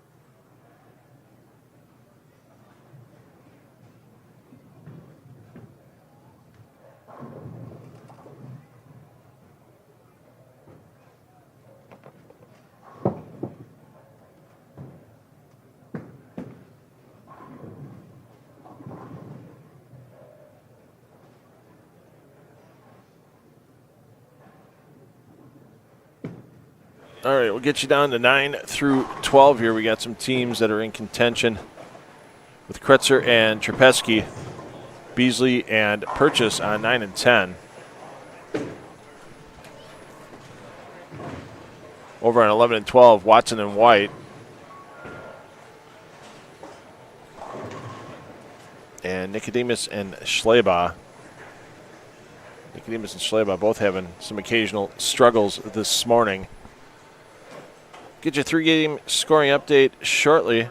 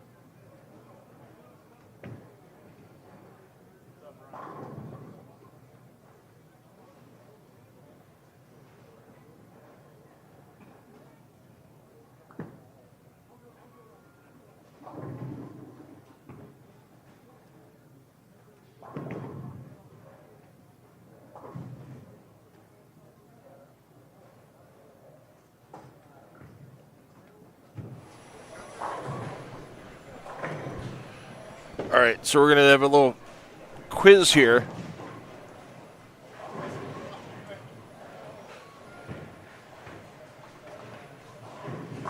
For tonight's show on FS1 for the PBA Players Championship at Dave Small's Jack's 60 in Jackson, Michigan. Who comes out of tonight's show? Opening match is McCune and Pate. Winner battles Simonson. Winner battles Sterner. Winner battles Belmo.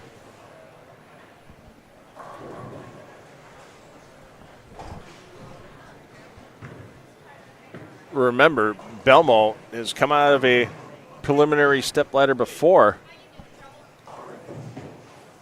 and rode the ladder the next day to take a title, one of his majors. that in other years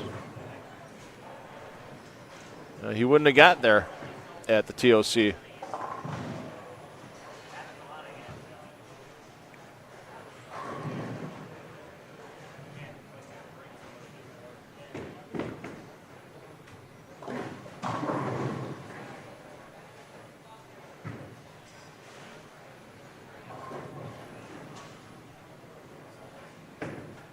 That was 2023 in Fairlawn. That was actually also his last major that was won out of his 15 major titles.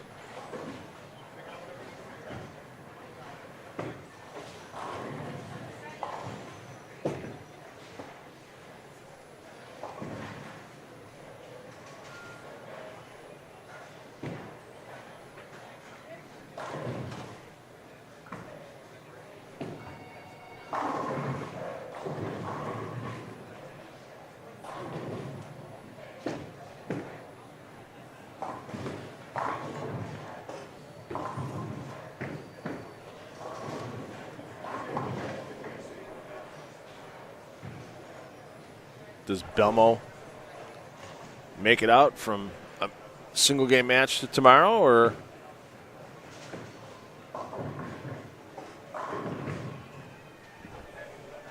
is he going to get knocked off again? Because if you think about it, then that's going to be 24 months basically since Belmo's won a singles title on the PBA Tour, as his last singles title was the 2023 PBA Tournament of Champions.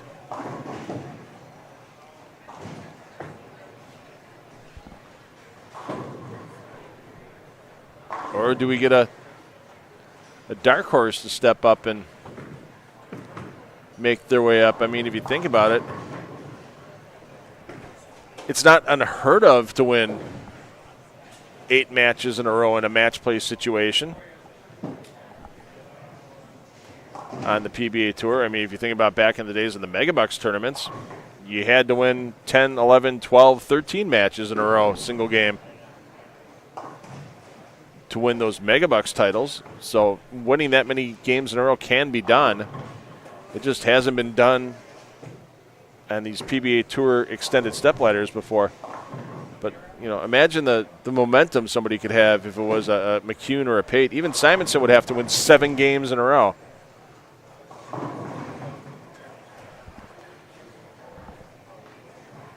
I don't know if the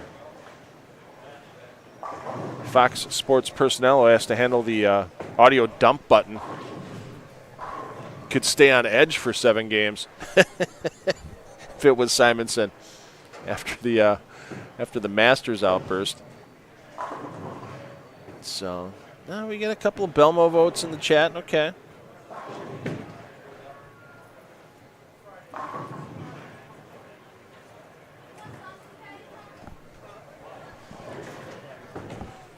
We'll see what happens. You'll have a nice little break between the end of B Squad qualifying here. We should be wrapped up by about 5:30 p.m. Eastern time. That FS1 preliminary stepladder will start at 7 p.m. Eastern. I'll be watching it here at Clutch Lanes. Gotta have a pizza. The pizza here is so good.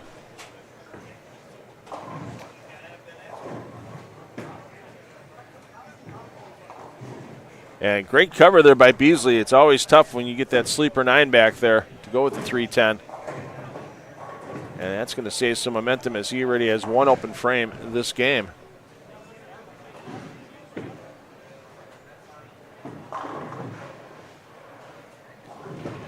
Waiting on the 3-game scoring update. Once again, you'll see it popping into your chat right now. There is your link to the live scoring. Remember, when you land on that page, you'll get the singles scores for the players. You have to click that little check box next to where it says qualifying rounds in the middle of the page. Click the doubles checkbox, and then that will provide you with the doubles totals.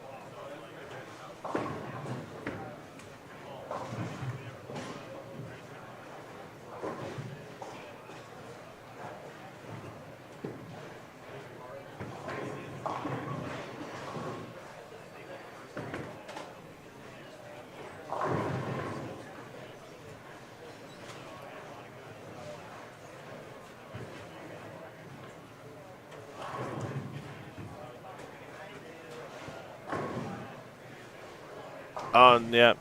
Yeah, some sad news in the bowling world. If you hadn't heard yet, the last surviving member of the historic Budweiser's team, with Dick Weber, Don Carter, Tom Hennessy,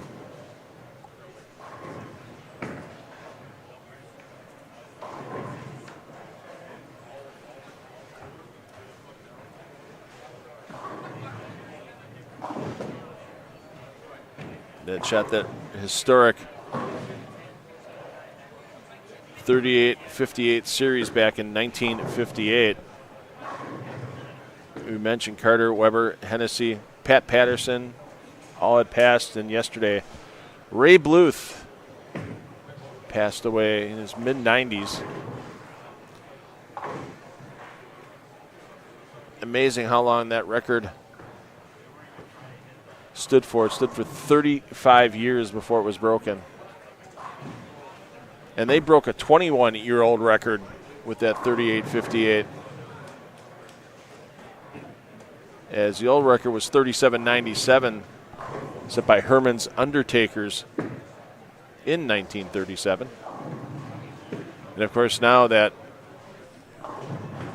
USBC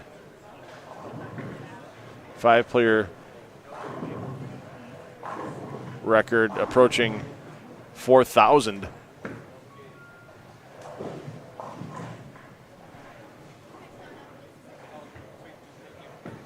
$39.86 from another St. Louis area team, the BJs, set 9 years ago. And that team was also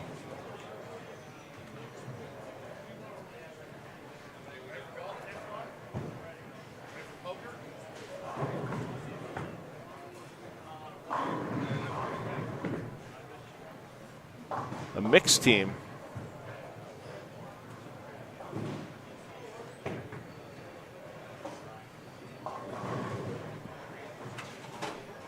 Three men, two women on that team. High set on that team was 826, 3 players over 800. Another player at 794. Low player was 760. Just incredible bowling. But yeah, Ray Bluth passed away yesterday. He's got a nice little memorabilia shrine that they have by the pro shop at Almar Lanes in Bowling Green, Ohio. They have some of his memorabilia there. It'd be neat to see that as we hope to be back there in July for that great PBA 50 Super Regional event. That has a big prize fund, lots of local sponsors.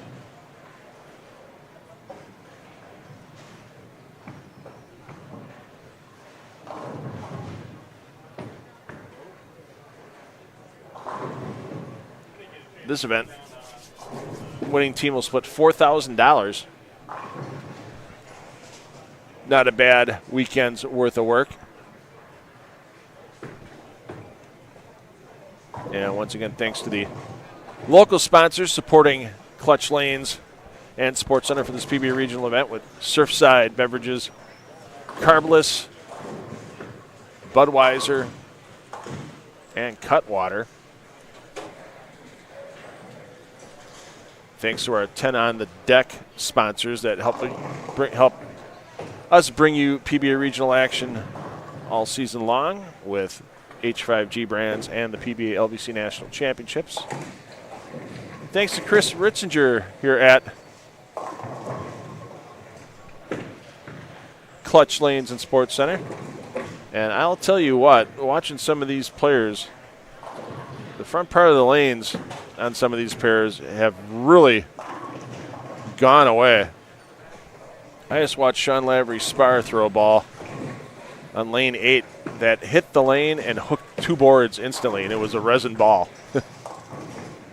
Put it in the burned out part of the track right away, and it just insta-hooked, and he went high, left at 369.10. So we're 4 games in, and these lanes are starting to change a little more drastically than they did in the first 3. Here's your 4-game scoring update. And let's take a peek in on your leaders. There's half that team with Don Barrett as he wraps at 10. Barrett Watka, your leaders, plus 229. Adcock Peters, second, plus 165. Pin behind that, you were watching Beasley and Purchase at 164 to the plus. Michael Haggett, Graham Fa, plus 103.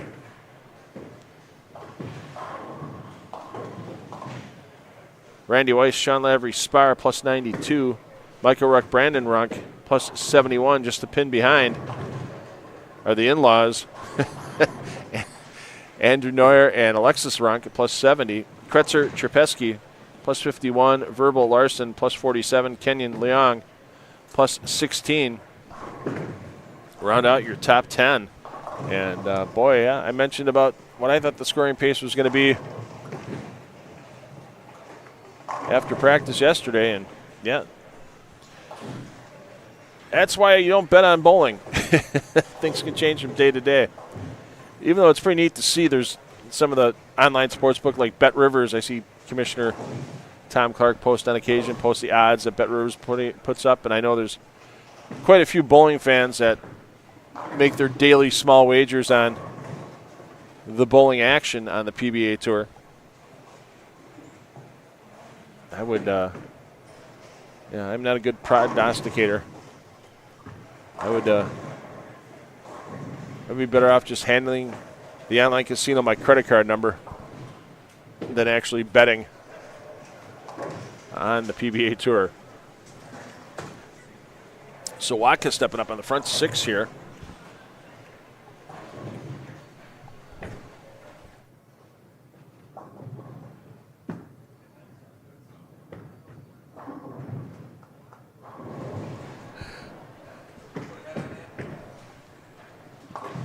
Watka at plus 133 after his first 3 games. If this was a singles competition, Watka would be 3rd. Barrett would be 4th. Pretty balanced team effort. Watka plus 133, Barrett plus 96.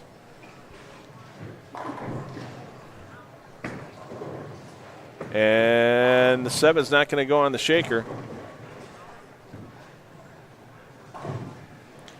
Graham Fa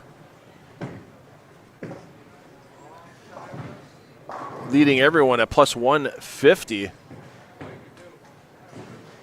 for his first 3, but his partner, Michael Haggett, minus 47, so Haggett's got to find something over these last few games. Once again, just get yourself in the bracket and let the magic happen from there.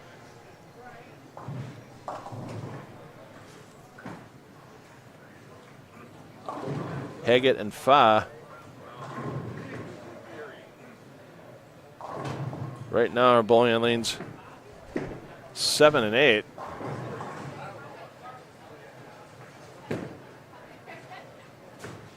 We'll take a peek in there momentarily.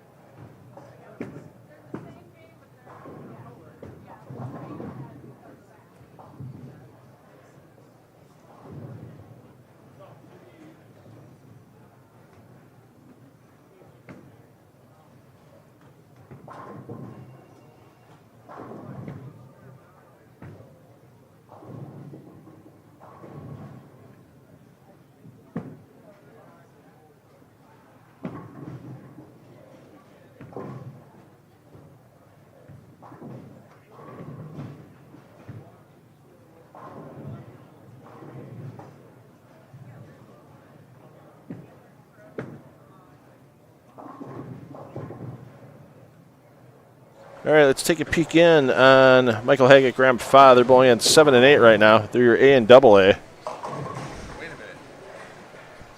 minute. No, I'm sorry. They're on 15 and 16. I'm on the wrong pair. Did you say skin tube?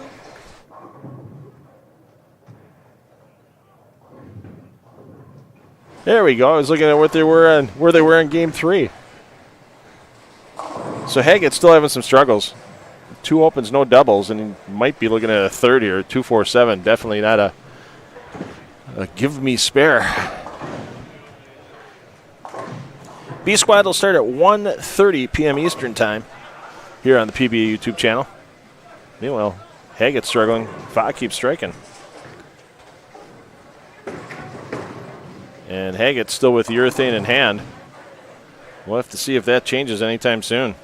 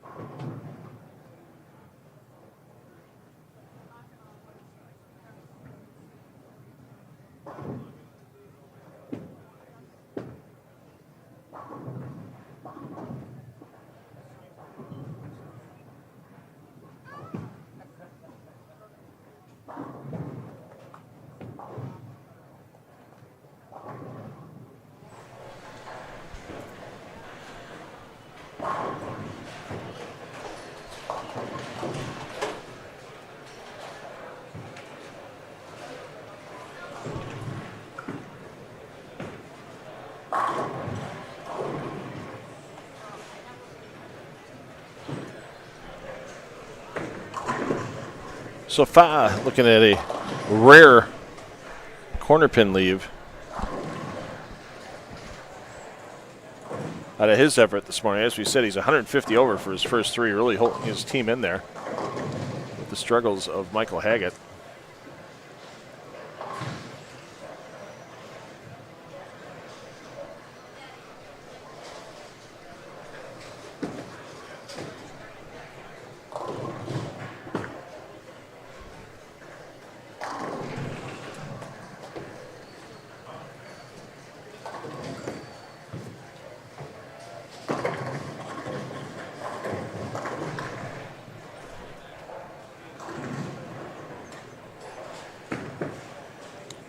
Nate Purchase was plus 140 for his first 3, and Purchase is going to be given some of that plus back as he's going to max out at 199 here in game number 4.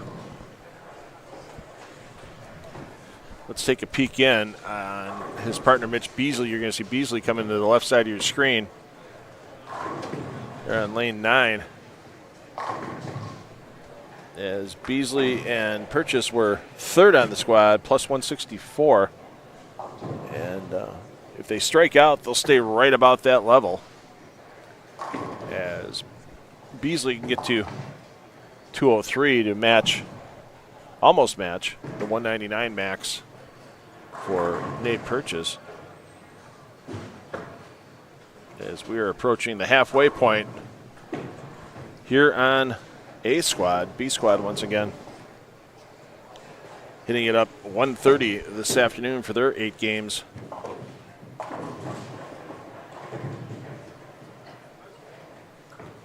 Of qualifying.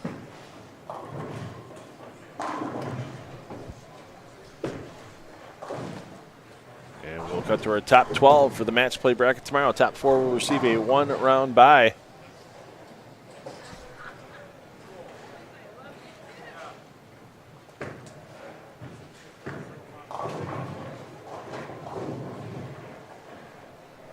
For those of you joining us on PBA YouTube, if you want to follow some of the other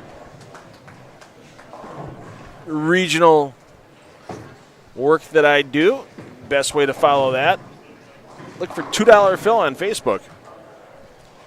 That's right, the $, the number 2, and PHIL, $2 Phil, and 10 on the Deck Productions.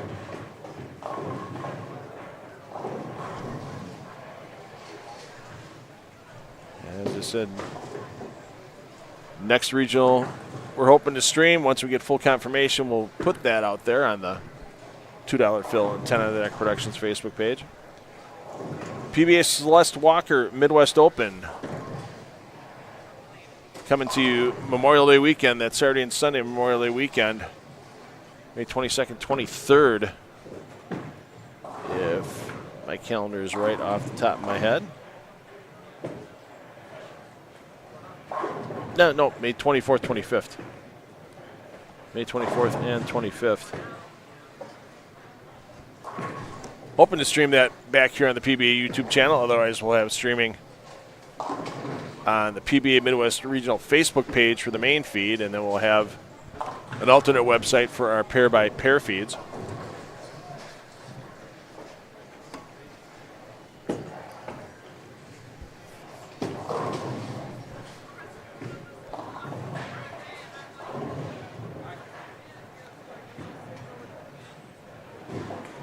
Linda, I don't have to give a shout out to John's Crazy Socks. You just did.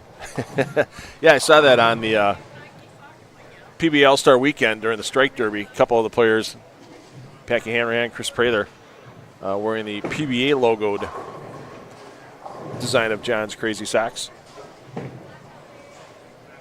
Just saw that John was out in Portland, Oregon, making a presentation about not just the company he and his father created, but about his life in general. And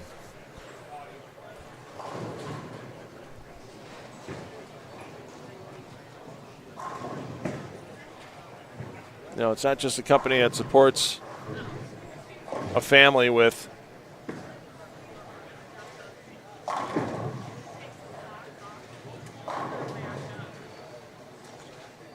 a player with overcoming challenges in life, but supports a lot of families that way. There's a lot of personnel that work for John's Crazy Socks that might not get that chance in other companies in life. So they do good work at John's Crazy Socks. And I haven't bought mine yet. I got to get on it. I got an order getting ready to go to H5G because H5G is partnering with John's Crazy Socks for those PBA logo socks. I got to get those logo socks on my feet sooner than later. Just been a busy couple of months for me between these PBA live streams and the bowling show I do for TV in Milwaukee, Brew City Bowling Show. If you want something to check out between rounds, look for the Brew City, B-R-E-W, Brew City, the nickname from Milwaukee, bowling show on YouTube. It's a fun show. It's more of it's a bowling related game show, I guess would be the best way that you'd put it. Because when the players are on TV, in season 1 it was 5-player teams. In season 2 it's doubles teams. In the qualifying, they only bowl a 4-frame game. They bowl the 7th, 8th, 9th, and 10th frames. And we put them on a little tougher shot, and they can win all kinds of prizes and stuff. And the one thing I'm really proud of, we just finished taping our last shows of season 2, and the TV station we work with in Milwaukee, the local My24 affiliate. Wow, that is a terrible break for Schleybaugh. At least he got the 10 out. We were scheduled for 26 weeks. Actually, we were scheduled for 13 weeks of shows. Then the first 13 weeks, we knew by week 3 we were going to end up doing another 13 weeks. And now, as we're wrapping up season 2, they asked for an additional 4 weeks of shows to get us through May. So we have a season 2.5 coming up. But you'll see bowlers of all kinds of average levels, abilities. We've had 230 average bowlers on the show. We've had 130 average bowlers on the show. But everybody's had fun out there. and the thing I take pride in is that 80% of our sponsors are from outside the bowling industry. And we've given away $40,000 in sponsor prizes over the first 26 weeks of the show. We've got a great casino that helps out, American Place Casino in Waukegan, Illinois. They do a great job with us. Also thanks to them because they have a Circus Sportsbook inside of that American Place Casino. We have a tie-in with Circa Las Vegas where we send one player per show out for a 2-night midweek stay in Las Vegas. So, like I said, it's a fun show. It's a bowling game show. If you're looking for serious, deadly serious bowling competition, like you see here on the PBA Tour, that's not it. If you're looking for people that love to bowl, have fun, and get a chance to win some prizes, Season 1 we had 5-player teams. Season 2 we've had doubles teams, and then Season 2 we've had a King of the Hill as part of that as well, where we've had players come back week after week. 3 doubles teams are in the semifinals, and whoever comes out of the semifinals bowls the King of the Hill. We call it the Royal Roller Match, thanks to our friends at American Place Casino. And people can win free play and dining on there as well. So, the Rebel. You know, you were on 1 and 2 this morning, Tom, and we had like 300 people watching that and 100 people that didn't want to have anything to do with you and watched me instead. You outnumbered me 3-1 because you were just there bowling. It was incredible. What? Yeah. They all see me bowl bet? Yeah, on game 1, unfortunately, yeah. They like watching me bowl bet. That's why they tuned in. Yeah, it was all, I'm like looking at the numbers. I go, this can't be right. There's 300 people watching Tom and Sean. What's going on? There's 100 people watching me.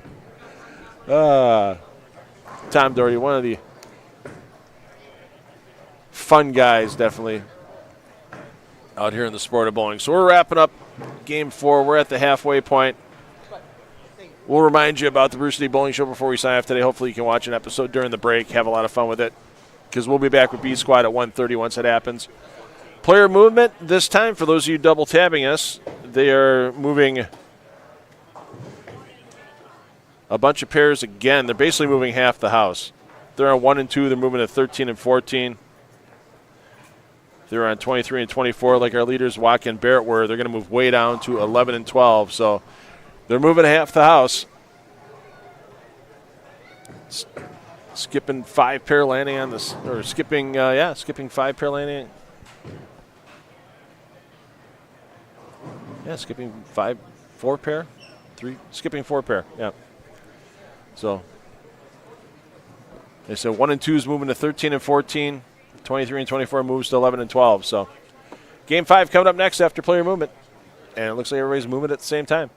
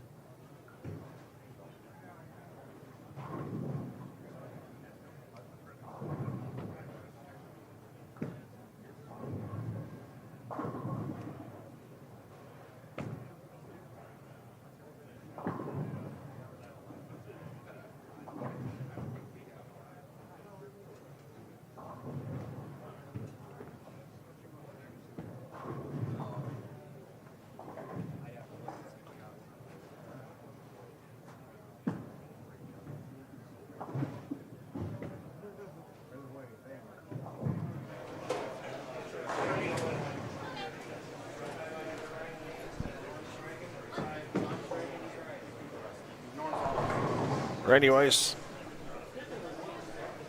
and Sean Lavery Spar sitting in 5th after 3 games. And they should be right around that spot. Scoring pace slowing down a little bit there in Game 4. And we get back for Game 5 once we're completed with this pair. We'll get you over to our leaders, Wackett and Barrett, as they are just starting their second frame.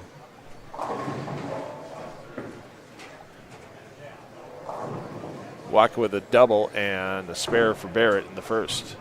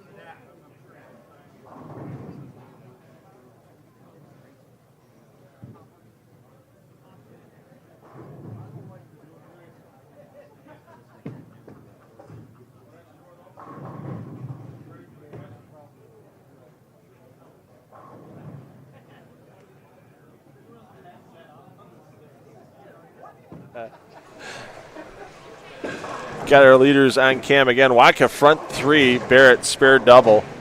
Good crowd here at Clutch Lanes and Sports Center here in Cuyahoga Falls. They take out a lot of the tables that they have that they use for league and open play and everything. Put in some nice sets of bleachers that can fit about 20 fans a set.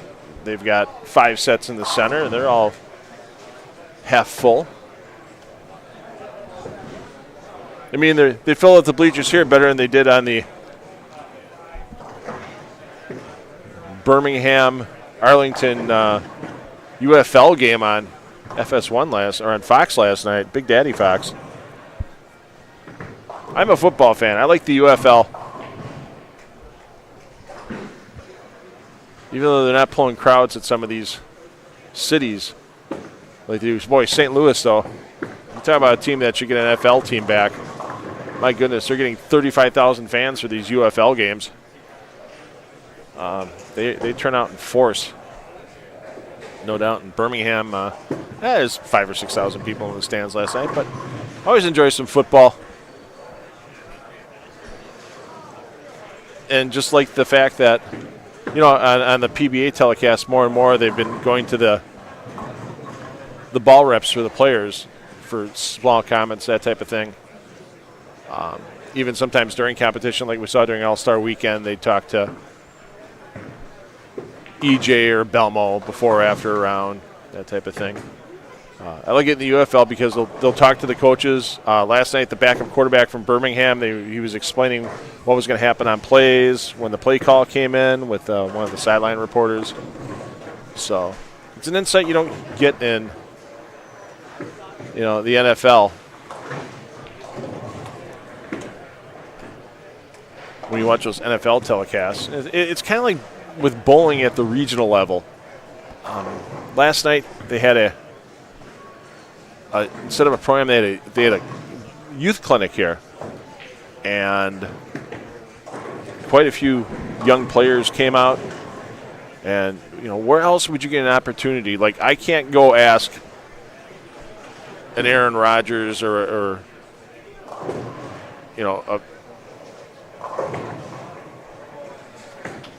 a quarterback, a running back. I can't ask them questions about football. I can't walk up to a coach of an NFL team and ask them about why they call plays like they call plays. Last night during the youth clinic, it was open, and the parents are able to ask questions as well. They could ask questions about lane play, ask questions about what life's like on tour, that type of thing. You get that up close and personal touch a lot of times with the PBA tour that you don't receive with other sports. And Parker Bowen III was part of that youth clinic last night, and led the players off answering questions, and all the players that were involved. I mean, Bill Rowe from Canada talking about travel, and Cameron Crowe talking about what's like being a young player trying to bust out on tour. Everything that it takes. It's pretty neat. We'll show you some video of that later on in the block. But a bunch of young players got a bunch of advice last night that you couldn't get at other sports at the top levels. How often do you get a chance to ask? You can't ask an Aaron Rodgers a question, but you sure can ask Parker Bowen III a question. Woody on the 4-game scoring update. He knew what I was talking about. I was like, all of a sudden I turned to my right and there's Parker Bowen III walking in the door, getting ready for B Squad, checking out the scores and everything. Maybe we get a chance to throw a headset on Parker in a little bit. He's got some business to take care of. He's over talking to Chris Ritzinger, the general manager here at Clutch Lanes.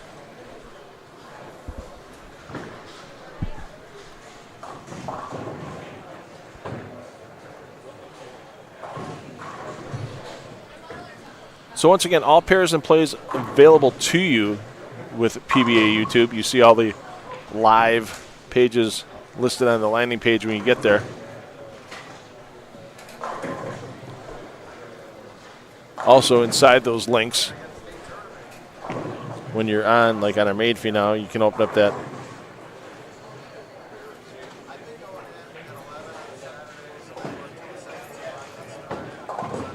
description below what you're watching.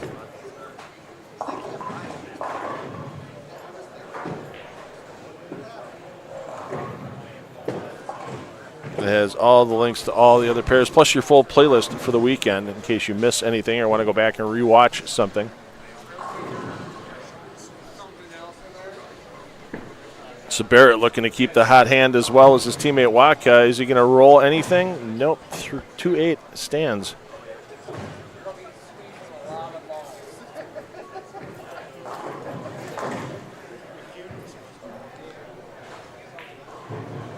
All right, we have your 4-game update in. And we'll put the live scoring link in the chat momentarily. So you can go ahead and find out where your favorite player is in the field. Waka Barrett, 100 pins the advantage over their closest competitors. Waka Barrett at plus 296. Adcock and Peters plus 196. Beasley Purchase plus 164. Randy Weiss, Sean Lavery Spar plus 133. Haggett and Fa plus 129. And that's with Graham Fa at plus 208. So Haggett at minus 79, having some serious struggles. But they're still somehow in 5th place because of that great start for Fa. Andrew Neuer and Alexis Runk at plus 78 in 6th. Verbal Larson plus 73 in 7th. Kretzer Cherpesky 8th plus 65. Runk and Runk plus 63 in 9th. Kenyon and Leong at plus 60 in 10th. Doherty and Maldonado trying to make a comeback. Hess and Miller trying to make comebacks as well at plus 26 and plus 22 respectively. So 12 of our 22 teams on this squad currently averaging 200 or better. Graham Fa averaging 250 or better.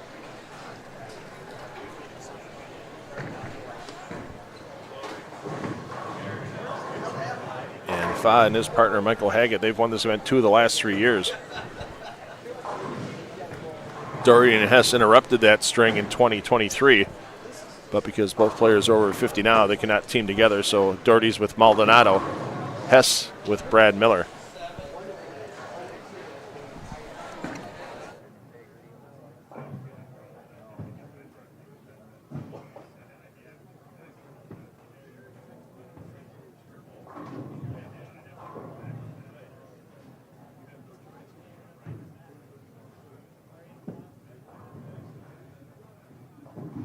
So we'll leave Barrett to make that spare. Let's go down and check in with our team that's in 2nd place. Tom Adcock, Jake Peters, they are your A and B respectively on lanes 5 and 6. So Adcock, double and a spare. Peters looking to get to 3 in a row when you see him step up on lane 5 momentarily.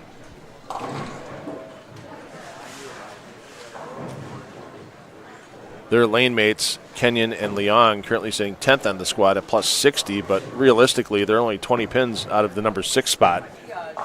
So it's going to be a lot of teams sweating it out when they leave here after their 8th game waiting for B squad. Everybody's going to be looking at that 6th place number, 7th place number.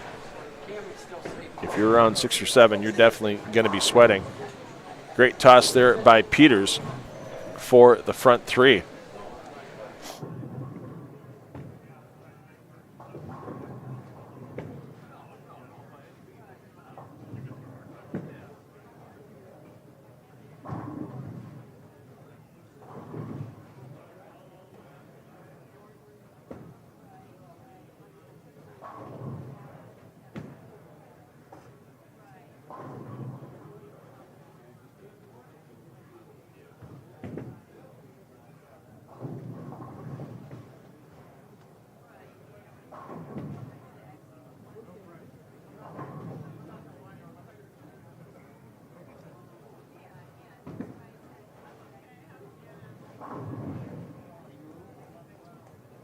That looked like it was a good shot.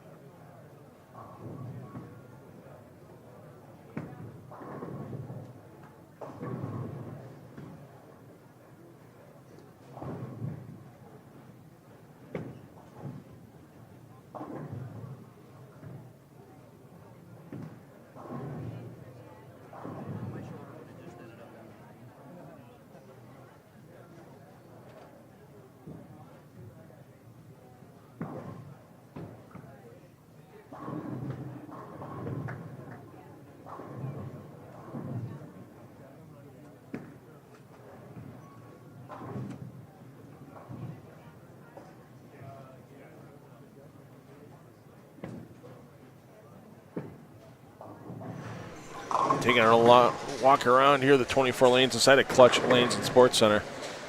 Looking to see if there's any front bunches out there. And yeah, front bunches are getting harder and harder to come by. We saw one in game 1.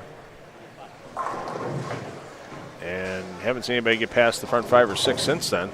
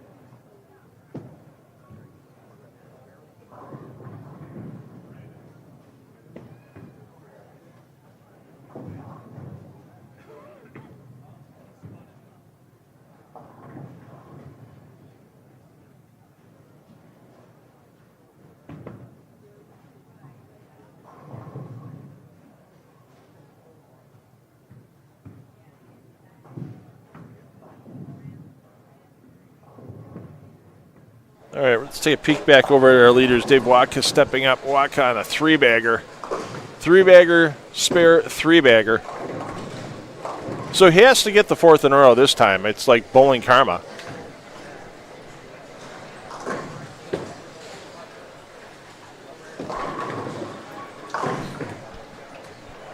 He and his partner, Don Barrett, having a very balanced attack on the lanes today. Oh, the 9 went late, but the 9 goes for Watka. And he keeps the roll going.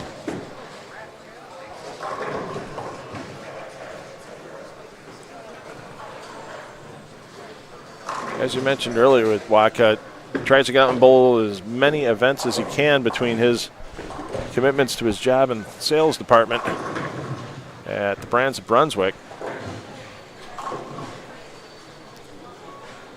Does get a nice perk with his job, though, here and there. A little travel for work. And sometimes those travels for work can turn into perks for travels for vacation. So Dave and his lovely wife, Missy, in the last couple of months, hit up a cruise. They had some good pictures of where they were at on social media.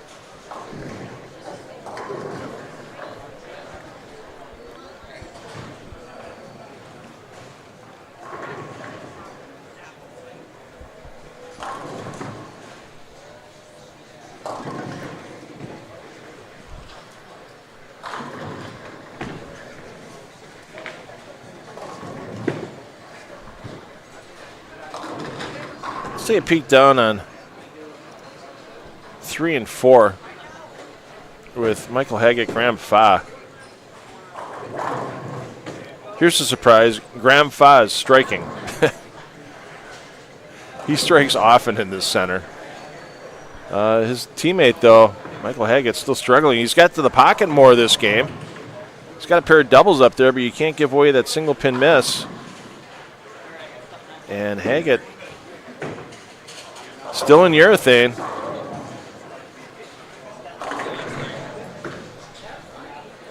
Knocks them all down. We'll get back to Fa momentarily. We'll watch Watka in his foundation frame. Stepping up on the right side of your screen.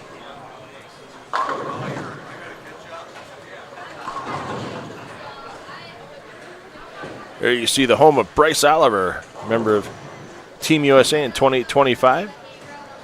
It's Bryce's home center. And we got the roll of the 8. Did not get the 2 to go with. back to Fa. You'll see him step up here on lane 4, right side of your screen.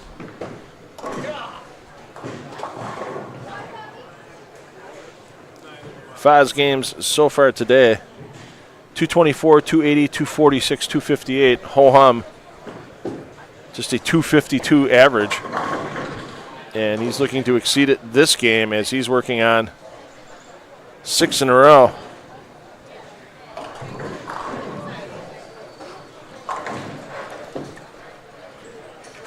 You'll see Fa coming to your picture on lane 4. Still with urethane in hand. Are we going to see ourselves a sassy 7th in a row? Yes, we are.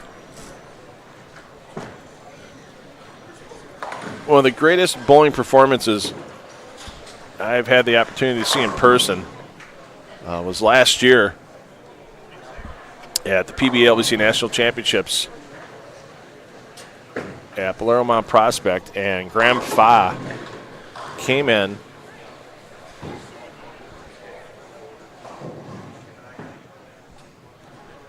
six games, crossing pairs, and shot 1634. 270 average for 6 games. Now, sure, the pattern was a little bit softer than what you see on the PBA Tour. Still, you have to make good shots. You have to have the right ball in your hand. You have to match up right. And to watch Fa do that day, it was just incredible.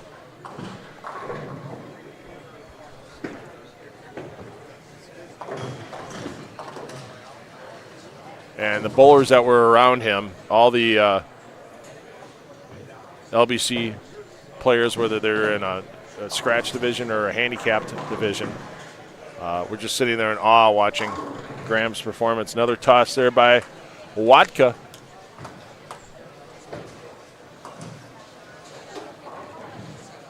Gets the first strike in the 10th. Watka can shoot 258.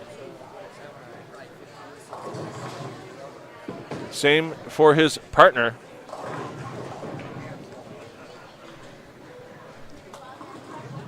If Barrett can get the full ride in the 10th.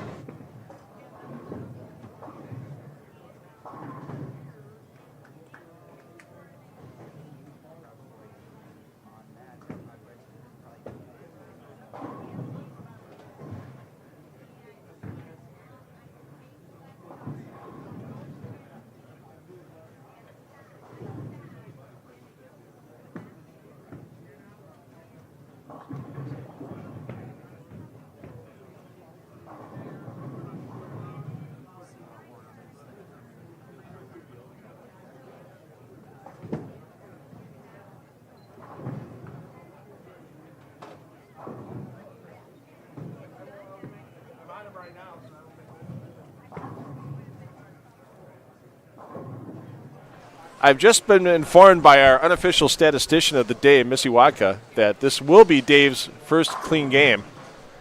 And it's amazing because he's shot a ton at this point, 258, 245, 230, 244. There's not much room for open frames with those scores.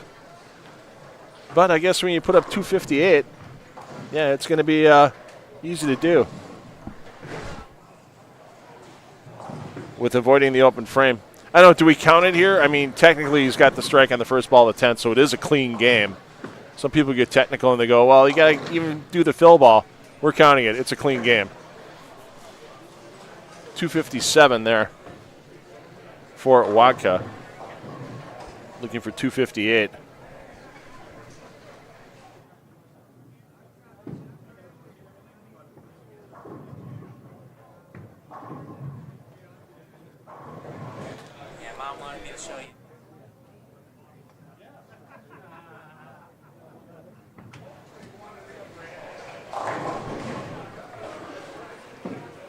So once again tomorrow, because it's a match play bracket, any advantage that Watka and Barrett might get here during Also, I saw that someone passed away.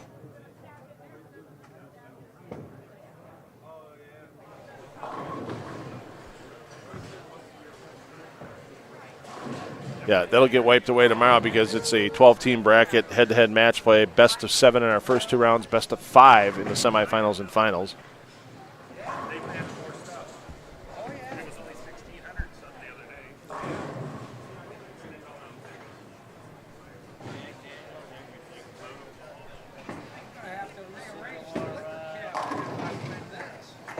So Barrett will at least be in the 240s, if not 250s. Let's get back and check in on Adcock and Peters, team currently in second place, 100 pins in arrears, and they're going to lose even more, barring both Peters and Adcock striking out.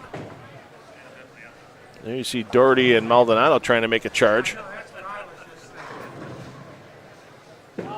Doherty's won in this building before. Did it in 2023 with Tom Hess. And so a possible 269 for Doherty. Possible 239 for Maldonado. Good toss there by Adcock.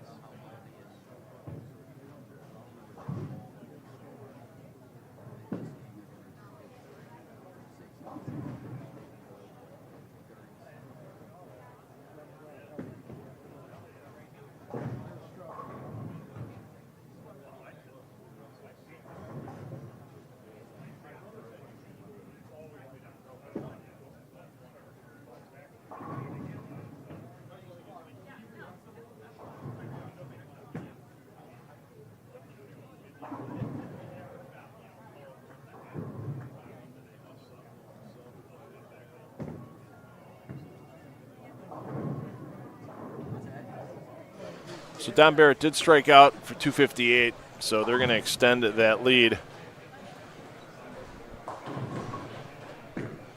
3 games to go in the block. Something tells me that Barrett and Walker are going to sleep pretty restfully tonight when they leave here. Graham Fa is going to be sleeping restfully as well. Problem is, what kind of a nightmare is Michael Haggett going to be trying to avoid? As we'll check in on Haggett and Fa once again.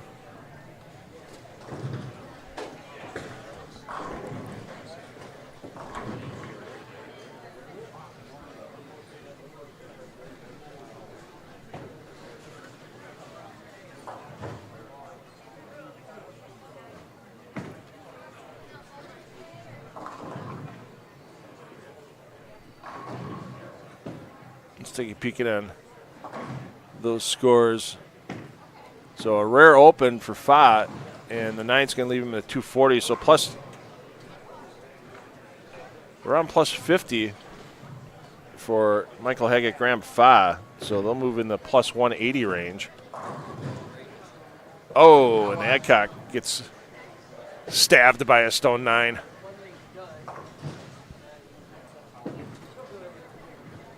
So we have player movement between Game 5 and Game 6. Players are moving 2 pairs, skipping 2 pairs, landing on the 3rd. So these players you see here on 5 and 6 are moving to 11 and 12, 7 and 8, moving to 13 and 14.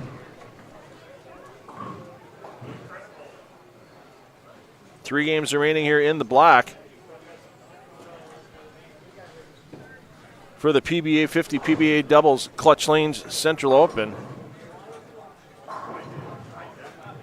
Once again, I want to thank 10 of the Decks sponsors that are bringing you this coverage on the PBA YouTube channel with H5G Brands, the official merchandiser of the PBA. Some great new PBA swag out there. Oh, the new hoodie looking sharp and looks nice and warm, too. Check out all the new PBA merchandise at h5gbrands.com, and the PBA LBC National Championships Some squads are starting to sell out. Don't wait too much longer to get in.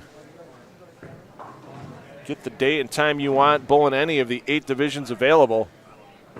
And you might even have your chance to get yourself in that PBA LBC National Championship Clash for additional prize money and fame and fortune. PBA.com/LBC tournament for all that information on the PBA LBC National Championships. Game 6 coming up next from Clutch Lanes and Sports Center for the PBA50 PBA Doubles Clutch Lane Central Open.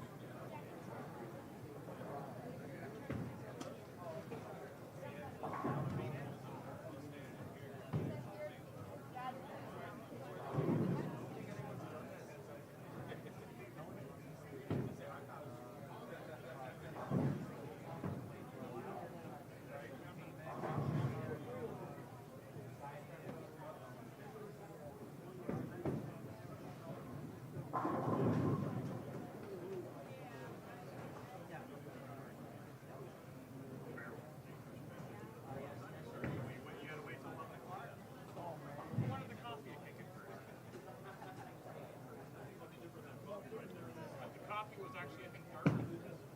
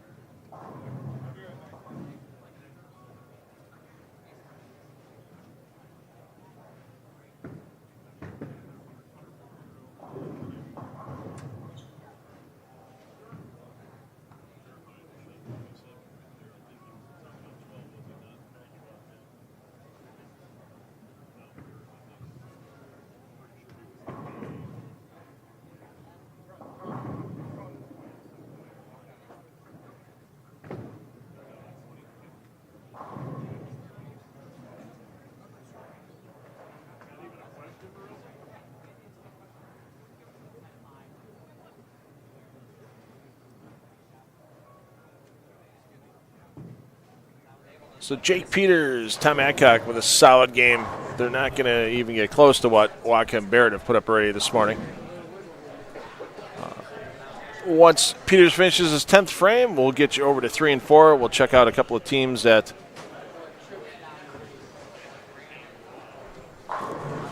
flirting with top 5. Beasley Purchase in the top 5, but they had a bad game 5. Might drop him back a little bit. Kretzer Cherpesky also on that pair.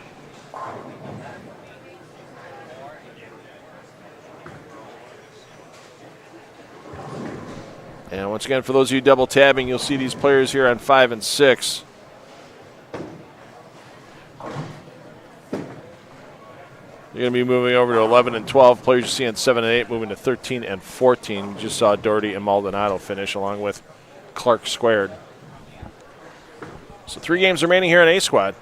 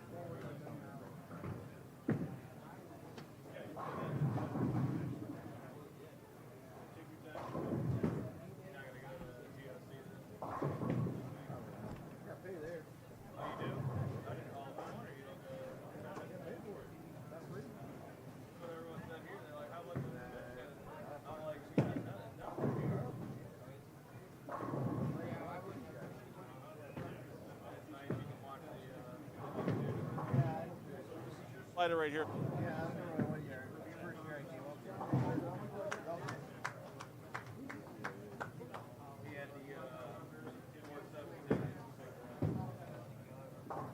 All right, and we've got a special guest in the booth. I don't get to say this very often because I don't have reigning player of the year and anything pretty much coming in the booth very often. We've had an EJ Tackett a couple of times for the national tour, but here is your reigning PBA Central Region Player of the Year, Ryan Liederbach. And Ryan, how you doing today? I'm doing okay. All right, so you're taking the lanes on B Squad. Yes. At 130. Who's your partner? Charles Farrell. All right, and what you guys have bowled here a couple of years in the past together, correct? Yes. What's the chemistry? Why did you and Charles decide to bowl together as doubles partners? We've known each other for a few years. Okay. And I think it's been like 6 years, and it's just been like a very good relationship between us. We've bowled a lot of junior, senior stuff in the past, and every time he's got to like bowls junior tournaments, he always calls on me. Yeah. Okay.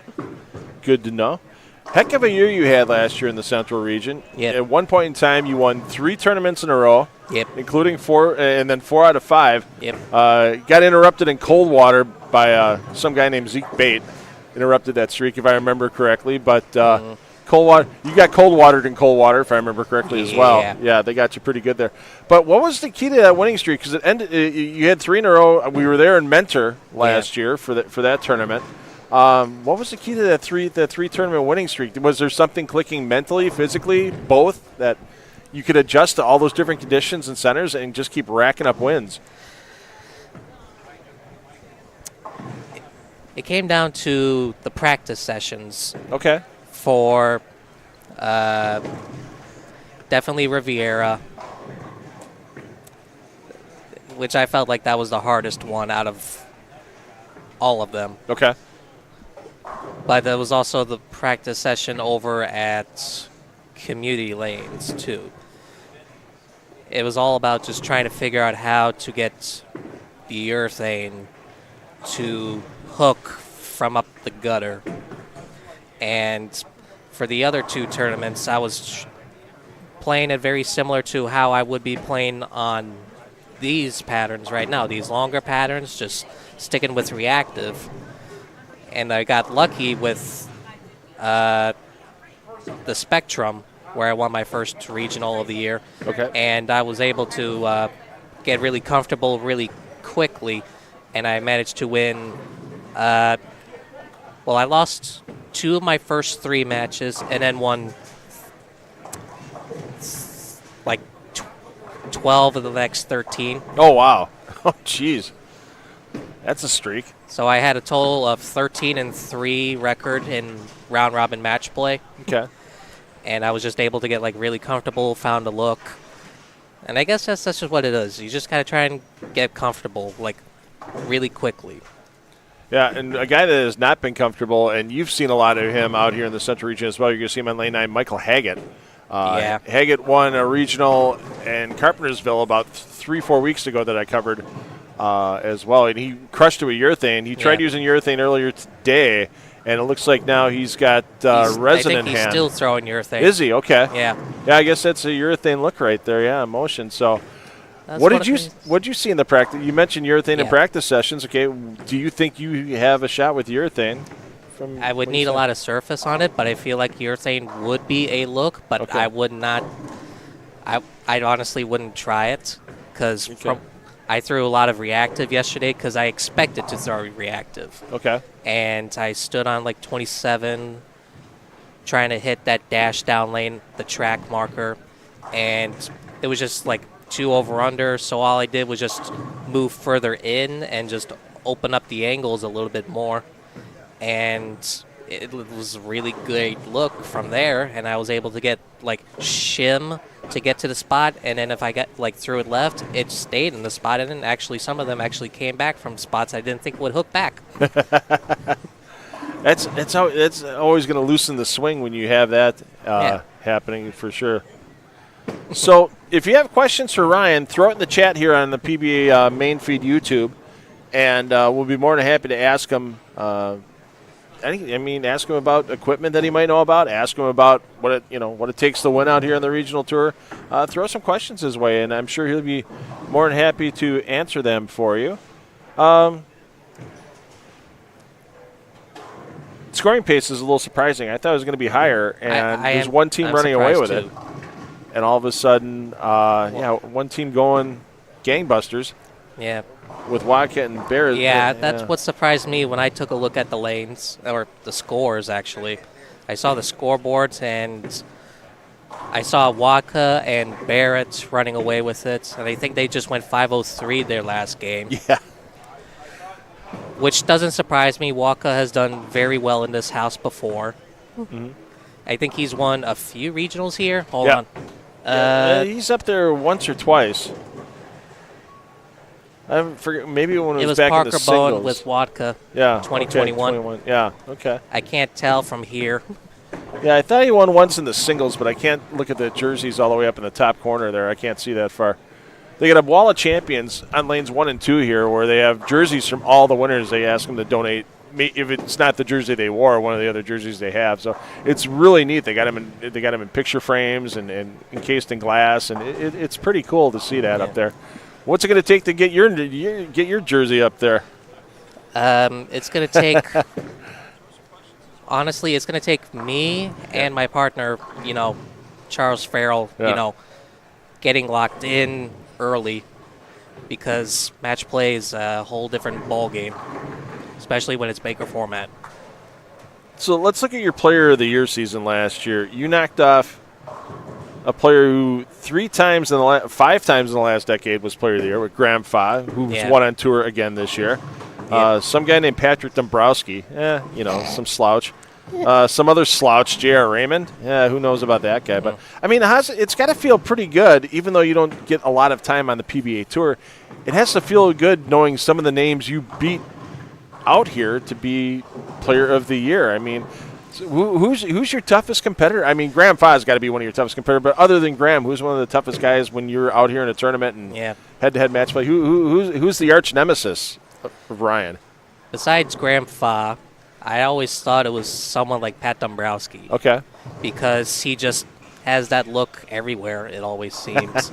He just has something about the way that he throws it that just manages to find the way to the pocket every time he throws it. Like, he's just so smooth. The way that his reaction looks, every single pattern that he bowls on. But there are times where that look hasn't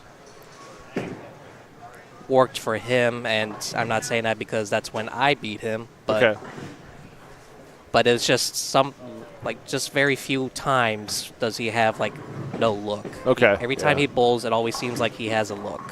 Yeah, it's just sometimes all of a sudden you see him post on social media like, I'm using this ball that nobody else is using, and all of a sudden, hey, Patrick's in first, Patrick's in third. Like tropical surges or mixes, because I think he tried to throw that mix against me at community lanes. Okay. And, when the pattern's giving it up and it's hooking a lot, where sometimes on the left side, because there's not much traffic, you can control that with urethane. He's got to look at different options because there's more play on the right side of the lane. So, but I feel like the right-handers always manage to find a way to create a shot for themselves in practice, and in the first few games of qualifying, they'll have a game plan to start with, let's say, something with a urethane, so that way they can push the oil down and then move in, open up the lanes with some big surface balls. That way they can get it to come back from right of 10. Oh boy, that's interesting pinfall there. It goes from a Greek church to a 810 for Graham Fa, one of the rare open frames you're going to have in the score sheet today.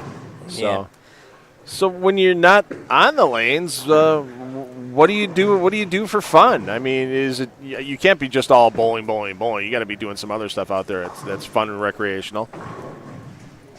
I work at Ace Mitchell Bowlers Mart, which is 5 minutes from here. They give me so much that I could never give back. They allow me to come out here and bowl whenever I need to. They're always so understanding because they know about who I am and what I do. Okay. And because everyone at Ace knows of me and I know of them, we always have a great relationship there. But other than that, it's whenever I'm not bowling, I just watch bowling. Okay. And you say it's not bowling all the time. No, but it's 23 hours of the day. Okay. Other than that, it's playing guitar, playing video games. What's your favorite video game to throw on the computer? As Adcock makes the 3, 6, 7, 10. Yeah. Well, anyone who probably has seen my post knows that I play a lot of Fortnite with my big guy doubles partner Vic Varner. Okay. There's Yeah, there's a few video game players in the bowling neck of the woods. I remember Ray. I'm blanking on Ray's last name now. Rambo Ray. Ray Lucier. Yeah. And where he was one of the best Call of Duty players in the world, and still coaches esports teams and Yeah. does some stuff, and occasionally still bowls. But yeah, I remember his match at the World Series of Bowling in 2017, where here's the best video game player in the world going up against the best bowler in the world at the time with Jason Belmonte, and Ray gave him a ride and took him all the way out in that match. But I think we should have made Belmo play Call of Duty against Rambo Ray as kind of for like a one-game advantage or something. So. Couldn't tell, but I think Michael Hackett might have got away from the urethane for that one shot. Couldn't tell. That 10-pin was interesting. That might too. be. I think that's an effector. Okay. You got a favorite ball in the bag right now? That's not a black hammer. Or are you on staff with anybody? Oh, I'm on staff with Hammer. Yeah, Hammer. That's what I couldn't remember. I couldn't remember which one of the Brunswick brands. Well, you if were it's with, not but black, yeah. it's usually purple. Okay. And I don't mean like purple hammers, Yeah. just purple hammers. Right. Like Purple Hammer made me. Yeah. But I meant like the Radical Rattler. Okay. That had been like my baby for a few years, Yeah. and it still is. It got me the lead for Inner City 2 weeks ago. Okay. Yeah, you put up a big number, 8 something or other. 806. 806. Well, it was in team events. I bowled 9 games, 3 on Saturday, 6 on Sunday. And I went 806 Saturday, 773, and 744. Well, putting up some scores. Yeah. And I went 209 game 1 on the singles, and I managed to go like 265, 270 back to back. So, and that was with the Rattler. So I was able to put up a huge number. It took me to 23, which wow. which is an easy number to remember. Hard number to get to, I'll tell you that. Definitely. Other than that, it's the Troublemaker Pearl Okay. from Deviate. That's been like the best ball reactive I've ever thrown in my life.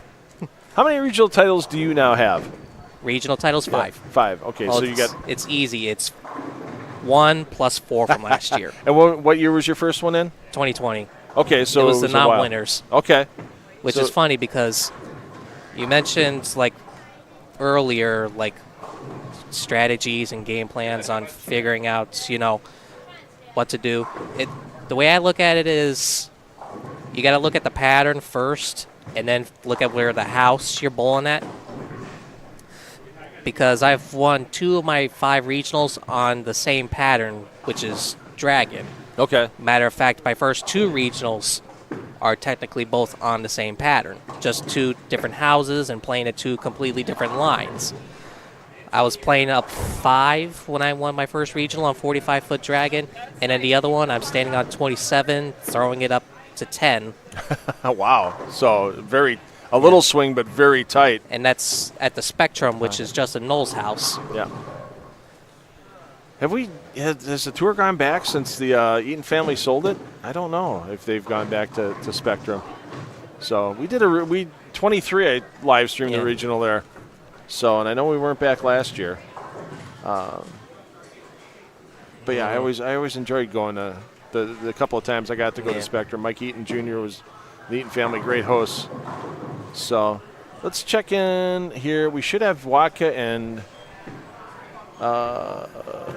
Barrett on 17. Yeah, there's Don Barrett coming in on lane 17. You see the jersey. Barrett working on an open and a couple opens back to back for Watka. It's tough. I don't care what anybody says. It's tough putting 8 games on a block together. That's the other. No, there. Oh, yeah, that's right. Okay, thanks for pointing that out, Ryan. Yeah, you're right. They're double A, double B. See, I'm trying to follow 22 teams, and I get confused as well, too. It's the second time I did that to Watka and Barrett today. So. Don Barrett going Dutch, and then Dave Waka's got spare, open, spare, strike, spare. Yeah. And there it is for Barrett. Don Barrett with a double. So. I think the key for me is looking at where all the left-handers are playing and try and getting an idea of how to follow them, because with there being not many left-handers in my squad, Yeah. it'll be all about looking at where all the other left-handers are playing on this squad, and then trying to see how the lanes transition from there, see if I have any traffic that I have to, fight, Okay. good or bad, because Grandpa probably throwing urethane. Yeah. Michael Haggett throwing reactive now, but he had been throwing urethane for most of it.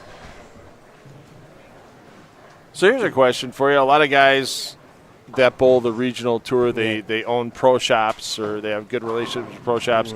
Do you drill your own equipment? And if not, who do you trust to drill it for you when you come out here for the Jason regionals? Waters. Okay. He's been drilling my stuff for like 8 years at least. Okay. Where's this pro shop located? Northwoods Pro Shop. It's over at, Northwoods is the name of the bowling center. Professional Touch Pro Shop is the pro center. Okay. Now you mentioned practice sessions, you mentioned events, and we were talking a little bit during the practice session yesterday. And one of the things that you really liked about the fact of bowling here was this Billy Hardwick pattern. Yeah. This weekend is the same pattern you're going to be bowling the PTQ on. Yes. For the TOC. I like the fact that regional players have a chance to bowl in the TOC if they get through that PTQ. I really like that fact. That was a good change I think Tom Clark made years ago. How much? I mean, you've bowled obviously at Riviera Lanes. You said you've won there before. How do you get to interpret the information that you receive here from the lanes at Clutch Lanes, and all of a sudden you're going to a practice? You don't even get a practice session over at Riviera. So how do you know? 15 minutes. Yeah. So how do you know it's going to be? What differences there's going to be, even though the pattern's going to be the same? Like, one lane's some lane, like this house hooks more than the other house, or what do you have with that? Riviera is probably one of the tougher houses up here in Northeast Ohio. I look at it like that, and I also look at it as not always bowling the pattern, but sometimes you're bowling the house. Some houses have different characteristics, such as more hook in the fronts, more hook on the outsides, more shim in the ends. Riviera is just one of those places where it'll tell you if you're going to have a good day or not very early on. Okay. And it's a 8-game PTQ, or yeah, okay, I believe it is. So. But with the past 3 years that they've had the PTQ at Riviera, because my first time bowling the PTQ, they were in Florida, and I bowled that, and I did okay, didn't make the cut, but I still did decent. The last 3 years, we've been bowling on the 41-foot Harry Smith pattern, and it's always been like the heaviest oil pattern we've ever bowled on. Just not enough surface, playing the lanes maybe kind of wrong. Trying to jam it in the 1-2 pocket, basically. But with this year being 44 feet, the same Billy Hardwick pattern that we're bowling on today as we're bowling on Monday, it definitely gives you a little bit of an idea of what to do, but that's all that you can do is just have an idea.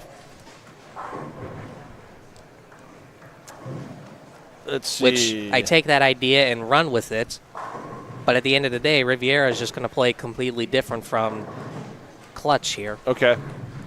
So you may not even bring the same bowling balls to Riviera that you're using here this weekend, or they might stay in the car. I mean, you'll probably bring them, but yeah. In theory, yeah.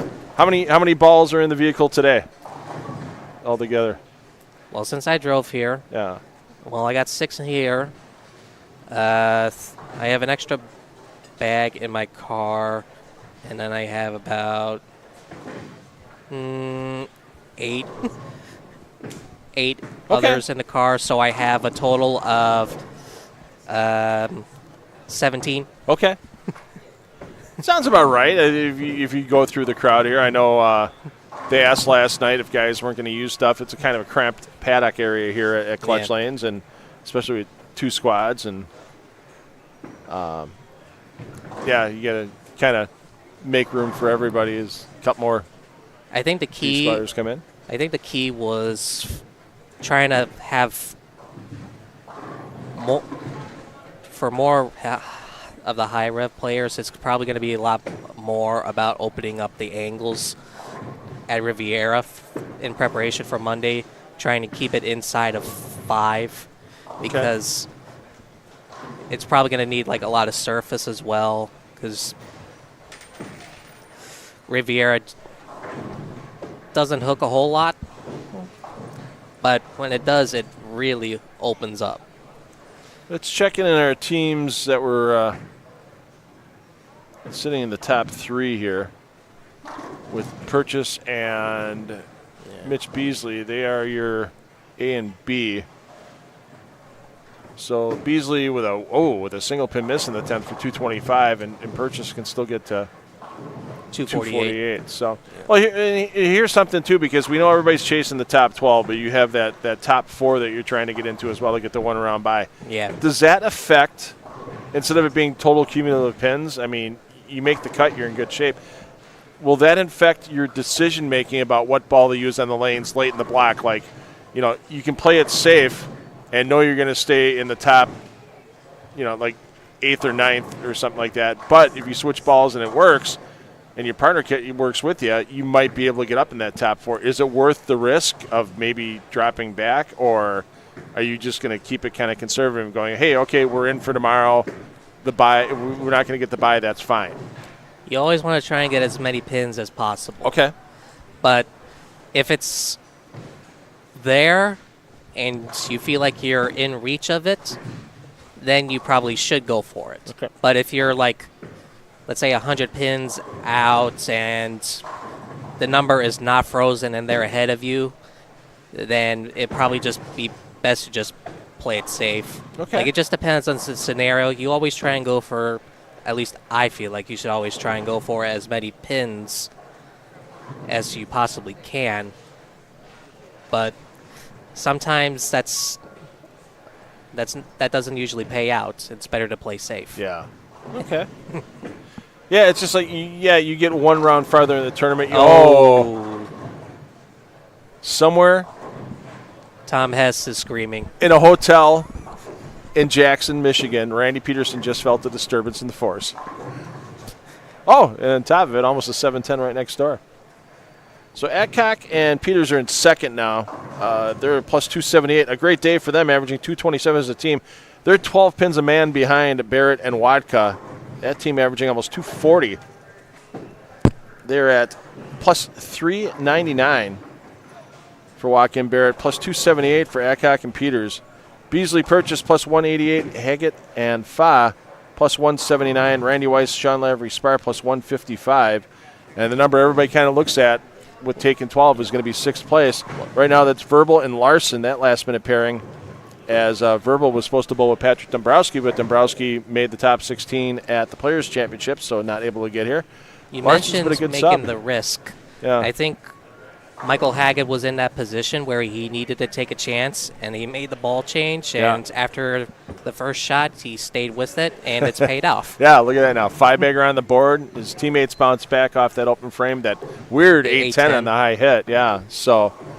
You mentioned the risks. I think it paid off for Haggett this game. Yeah, no doubt, and especially because you look at, out of that score that they have, Faz plus 254 of that score out of a plus 179, which means Haggett's averaging 180 coming into this game. Yeah. And he's going to put up 235, so they'll bring the average up a little bit. It's got to bring the confidence up with 2 to go. Yep. So, no doubt about it. Jake Peters, as we said, having a good day with his partner, Tom Adcock. Peters, 3rd overall on the scoring pace. Ring 10 for Peters. Yeah, plus 196. So looking at what we have so far, looking at the scores that I gave you there, Ryan, what do you think it's going to take for you and your partner to get inside the top 12 at a minimum? It's probably going to take not just teamwork, but it's also going to take trying to figure out how to open up the lanes to where we can shape it where we want to. Okay. Trying to, like I said, try and get comfortable really quick. Because we all know what Gary Haynes did. You know how he was very uncomfortable throughout the whole title match. and then he kissed his wife and then got comfortable really quick and threw like the 2 best shots of his life. Yeah. Granted, Simonson went 4, but that was still in a position to where he got comfortable enough to throw that 1 shot he needed. Yeah. If he doesn't strike there, he probably doesn't win. Yeah. So staying comfortable. You think 160 over is going to be enough? Well, actually, right now 6 is plus 121, so it's a 212 average. So be about 180 over by the time that's done. What's 6th place right now? Because that's usually the number you try and look at. Yeah, plus 121 Plus 120. Yeah, for 5. I give it like 175. Okay. So if you and your partner are plus 230 after 7, you'd maybe try a different ball or something like that and play around with it. I don't know. Would you? Would you switch balls if we were up 230, Butch? If we were each 230 over? Would I change balls? Yeah. Just depends. Okay. Depends on the situation. Yeah. I mean, you may be 230 over, but if you know your equipment, Yeah. you get something that pop a 10 if you start hitting to you. Okay. Go through the pins better. All right. Stop.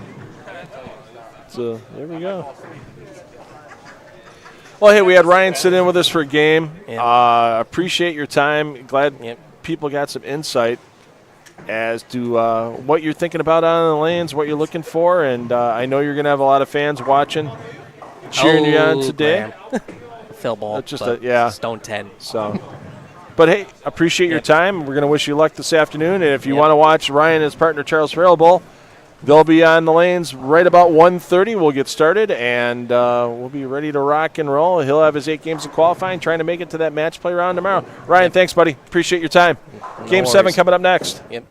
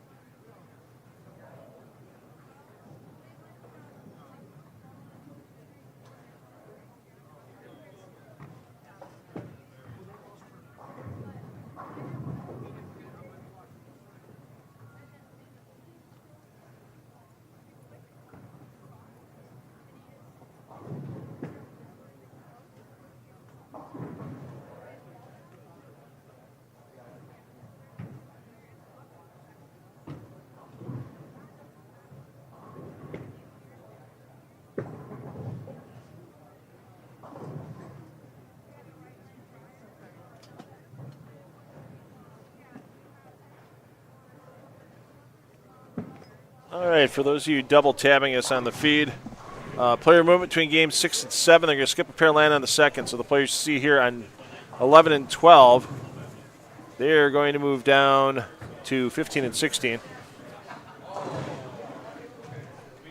So skip a pair of land on the second.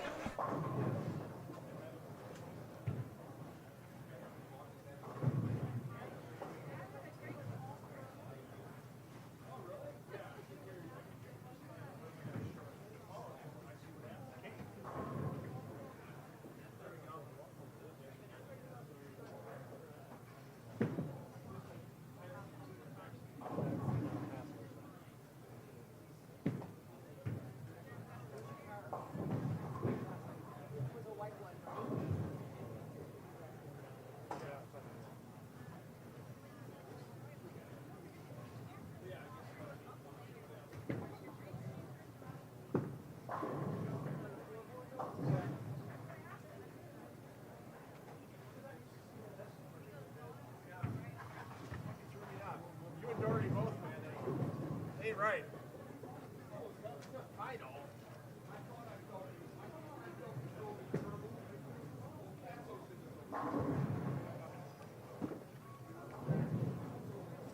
It's a nice bag.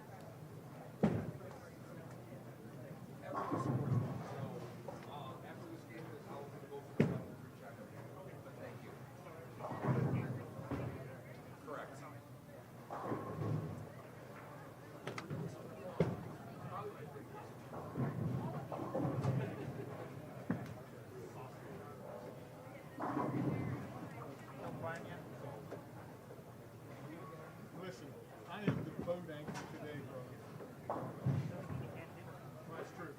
I'm gonna blame all my stuff on him. You know,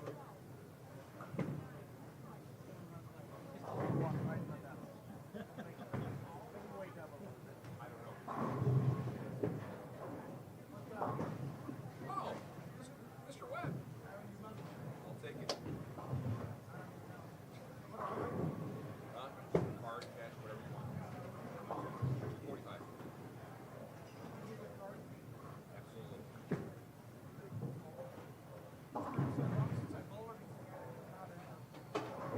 Well, to be fair, I shut off the system because I was scared of booking. So, I'm gonna throw the ball near ball, I think. Super far anyway. Just get super far left. I'm going to write down the number. I'm going to bring this right back to you. Roll it at the very end. I haven't bought this bag forever. Bad. So you should just throw the Belmont ball, and then if it doesn't strike, just blame it on the ball.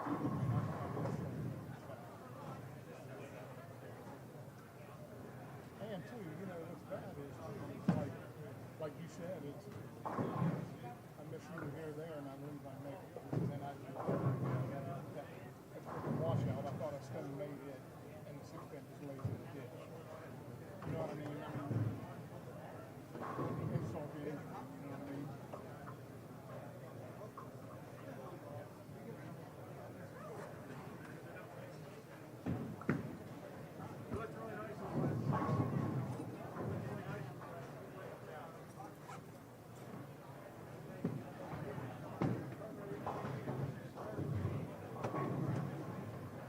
Look at that, though.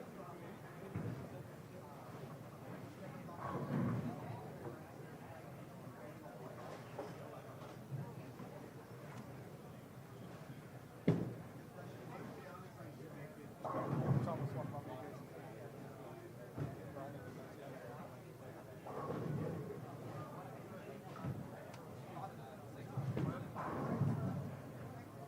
Thank you. Appreciate it.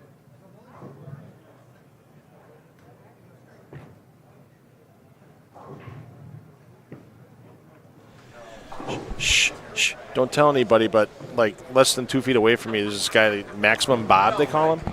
Or they used to call him. I think they still call him that. But you never know who you're going to run to at a PBA regional nowadays.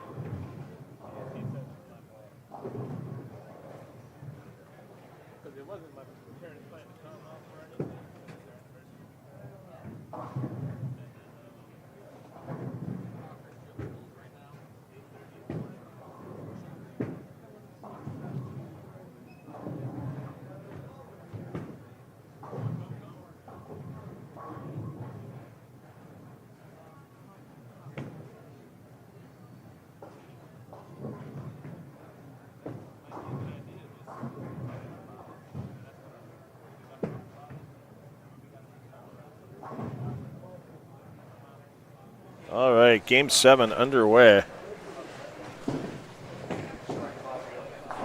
We'll get back to our leaders momentarily. Okay. Once again, every pair in play available to you on the PBA YouTube channel today.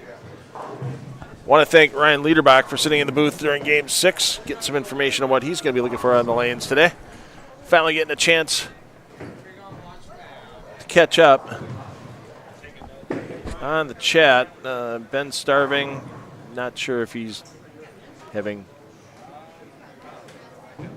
some kind of fever dream, but you're going to need to average more than 200 to take the title down here.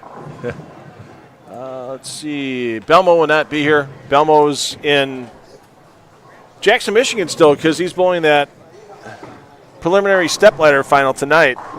He's the number 5 seed. He'll be in the last match on the show on FS1 starting at 7 p.m. Eastern time. So we'll be done with B squad qualifying here well before that show starts on FS1. Also, he'll be at the Tournament of Champions about 15 minutes up the road, starting with the practice session and Pro-Am on Monday, and then competition starting Tuesday. So you'll get your chance to see Belmo. You just need to do it at AMF Riviera Lanes, not here at Clutch Lanes.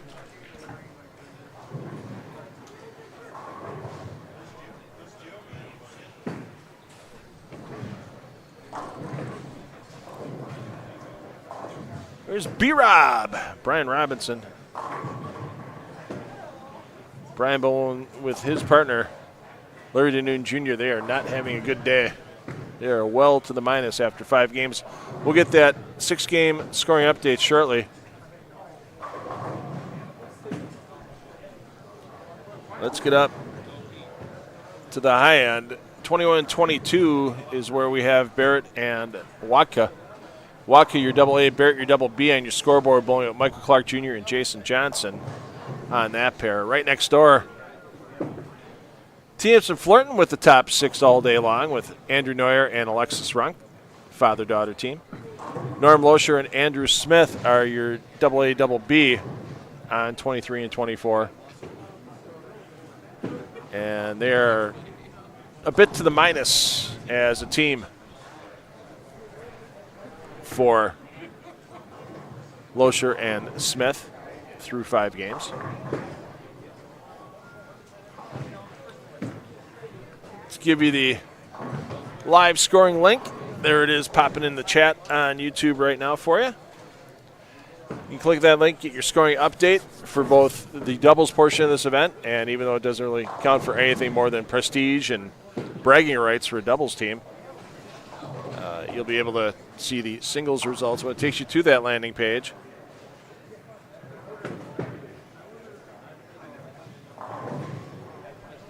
You'll see the singles results first. In the middle of the page, you'll see a little checkbox to the left of the word doubles. Click on that checkbox, and that will give you the doubles totals for our teams here in Cuyahoga Falls at this PBA50 PBA Doubles Clutch Lane Central Open. So your leaders, they're bowling right now in 21-22. Watka and Barrett plus 424. Adcock and Peters in second plus 281. Haggett and Fa move up into third as Haggett found something at the end of that game. A couple ball changes during Game 6 resulted in Haggett putting up a 235. Easily his high game of the day. He's still minus 40 on the day. Graham Fa, however, plus 299. Keeps things rolling, and that has them in third, plus 259. Mitch Beasley, Nate Purchase, boy, they just keep plugging along. So Purchase having a solid day at plus 188. A bit of back and forth for Beasley, but Beasley's last 2 games, 211 and 225 to get back to plus 61 on the scoreboard, and that has Beasley and Purchase in fourth on the squad, plus 249. Randy Weiss, Sean Lavery Spar have been, once again, another pretty steady doubles duo. Lavery Spar doing a chunk of the work at plus 191. While Weiss at plus 31 through his first 6 games. And then a big drop back, but getting into contention. Tom Doherty, Sean Maldonado, plus 139. So about roughly 83 pin difference between 5th and 6th. That could leave a lot of room for B-Squad teams to get in. Once again, B-Squad scheduled to start 1:30 p.m. Eastern time here at Clutch Lanes and Sports Center. And Maldonado and Doherty both coming back from slow starts. Maldonado's first 2 games, 179-203. Doherty's 192-188. And yet they've come back with Maldonado with a plus 84 overall, Doherty with a plus 55. And that's what has them currently in 6th position at plus 139. Verbal and Larson, plus 125, 7th on the squad. Father-daughter, Andrew Neuer, Alexis Runk in 8th, plus 120. And then 47 pins back, Kretzer, Trepesky. Hessen, Brad Miller trying to make it back as well. They're 10th on the squad, plus 71. Kenyon Leong, plus 50. Michael Ruck, Brandon Ruck falling back down into 12th at plus 31. So with just 2 games remaining, those teams like Kretzer, Trepesky, Hess Miller, Kenyon Leong, and Runk squared are definitely going to need to put a couple of Wadka and Barrett type games together as Wadka keeps the score sheet clean. And once again, it's a top 12 bracket tomorrow for those of you joining us a little late.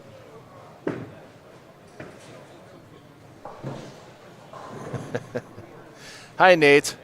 I don't know if you have headsets on or not. I don't know if you have earbuds in or not. I don't think you would during tournament play, but a member of the current 4th place team popping in the chat.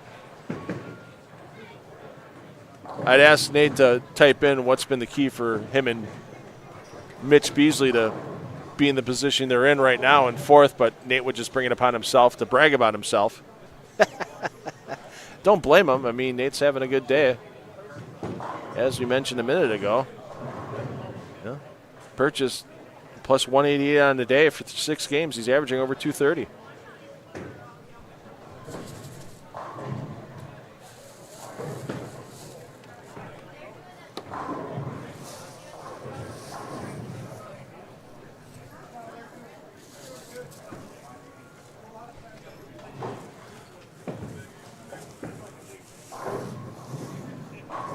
So 15 teams will cash in total. So even teams like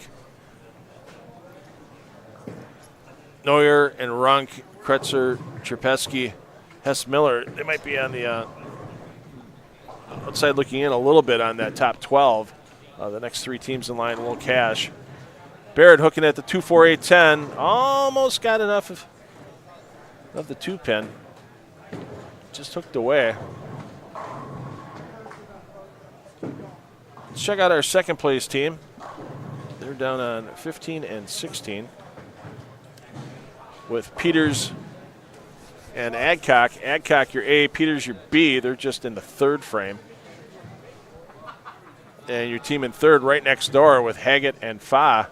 Haggett's your A, Fa your B. I talked to Haggett between games. He said, yeah, changing balls a couple times in Game 6 gave him a little more confidence, especially with that 2nd ball change.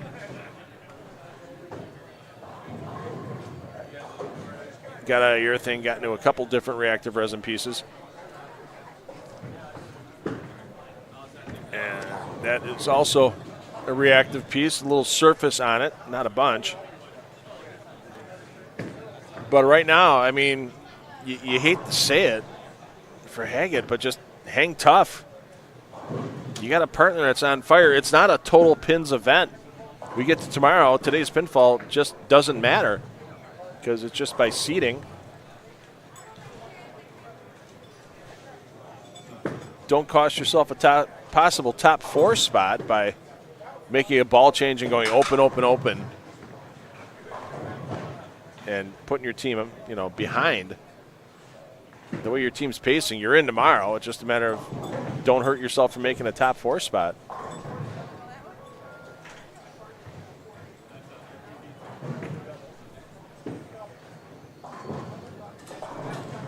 Steve Kenyon, Dallas Leong, plus 50, so they're going to need a couple huge games here to finish, but both players on that team with an open on the score sheet in the first 3 frames.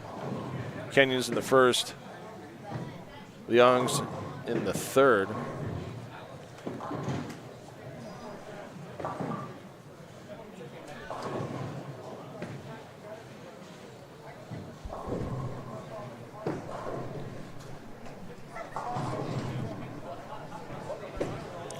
Kicking 7s, tripping 6s.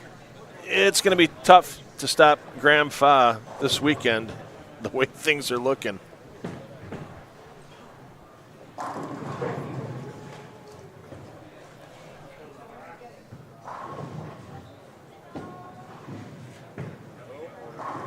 Well, this is PBA. Ali asking in the chat. Well, it's PBA. It's a PBA regional tour. It's also is a pattern that isn't exactly a easy oil pattern, especially when you have the variety of ball speeds, rev rates, and surfaces used out here. I mean, it is an over 50, under 50 event. I mean, Don Barrett and Dave Watka are setting a heck of a pace. Graham Fa, Michael Haggett doing well. Jake Peters here bowling up a storm with his partner, Tom Adcock. I mean, they've known each other for decades. I mean, Jake grew up in the Decatur, Illinois area where Tom Adcock was home for many years. Great relationship they have as friends on and off the lanes for Peters and Adcock. And let's be honest, as you saw during those USBC Masters stepladder matches, sometimes people don't always strike 4 out of 5 times in an event.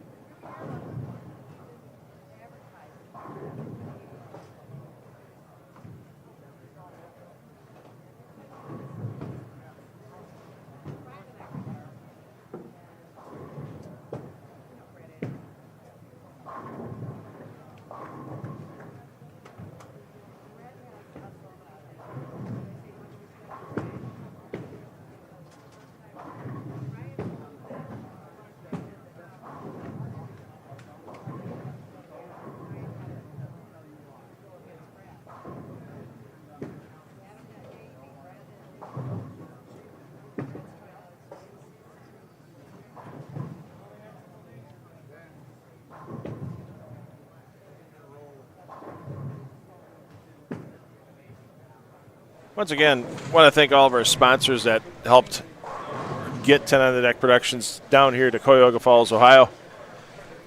For this event, our local sponsors here for Clutch Lanes and Sports Center include Surfside, Carbless, Cutwater, and Budweiser. And for 10 on the Deck Productions, all the live streaming we do, whether it's on PBA YouTube or on the PBA regional Facebook pages, include the PBA LBC National Championships. Squads are selling out. Don't get left out on this date and time that you're looking for.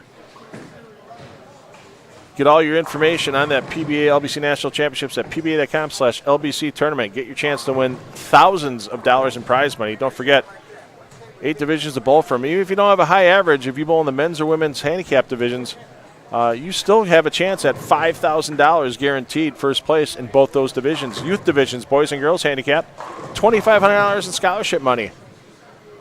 Women's classic division and senior classic divisions, those are both scratch divisions, $5,000 guaranteed for first place. And our open classic division, $25,000 on top. Mark Blaha out of Minnesota got that $25,000 last year with a great performance. Trey Heinrichsmeyer had to take scholarship money as a youth player in the inaugural event in 2023, but Trey still earned $25,000. Are you going to get your chance to earn all that money? Only way you can do it this summer, starting May 31st at the PBA LBC National Championships. And H5G Brands, official merchandiser of the PBA. Great jerseys, great fans.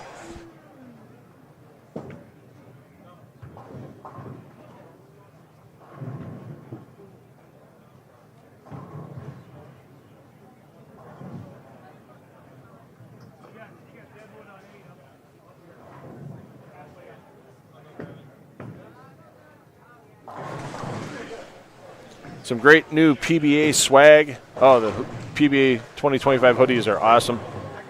H5gbrands.com. Check out what is available to you, whether it's PBA swag or you're looking to get a new custom jersey. Design it your way. Often imitated, never duplicated. H5G Brands.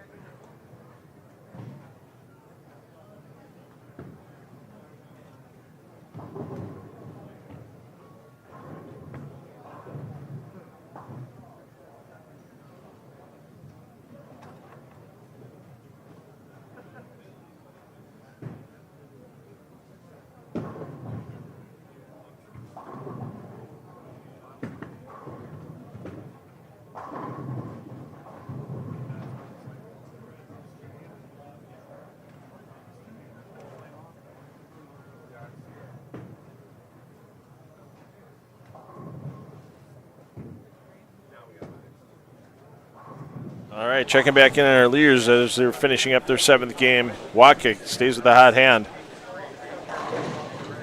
Oh, I'm sorry, Waka 184. So they're going to come back to the field a little bit. Barrett 204.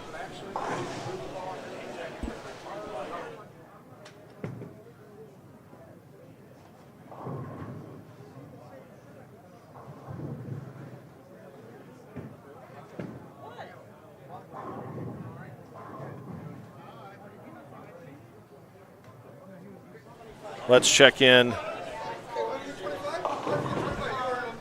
on our team currently in 4th with Beasley and Purchase. They're on 7 and 8. They're A and AA. Wow, Beasley just got it wide and 3 counted.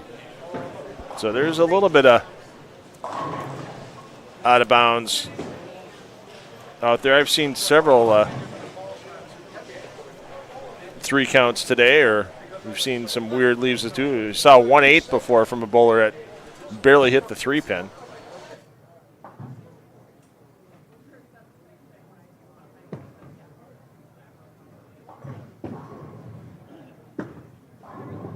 I saw the shirt and I go, oh, my partner's here. What the hell are you doing here?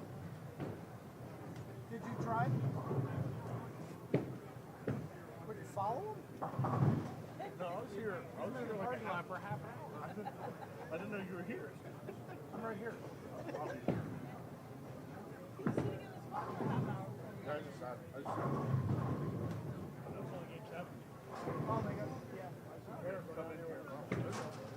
I'll tell you what, Clutch Lanes, great host of this PBA regional event. They're getting a spread put out for all the players from A squad and B squad. A squad can grab lunch before they head out for the rest of the day. B squad can grab lunch before they hit the lanes at 1:30 p.m.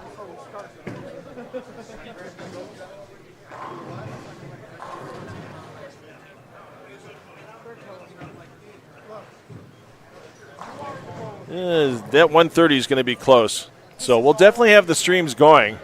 I think we'll get practice started right about 1:30. It's going to be close. A little more 2-ball frames than anticipated, I think, with the timing. Not like we have anybody bowling slow out there. It's just sometimes there's teams that struggle and they're throwing 2 balls a frame, and that kind of just brings the overall pace down. So purchase with the cover, maybe a 190.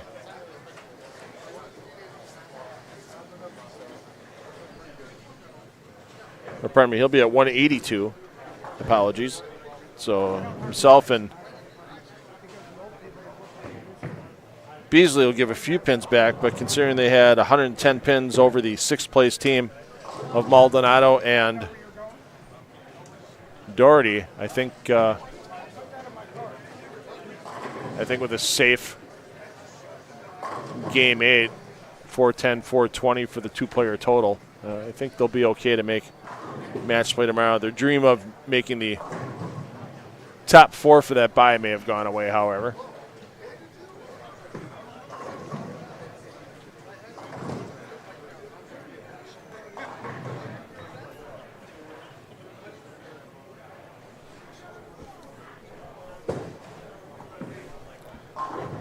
There you go. There's the 182. So giving back a few pins to the plus are Beasley and Purchase that game.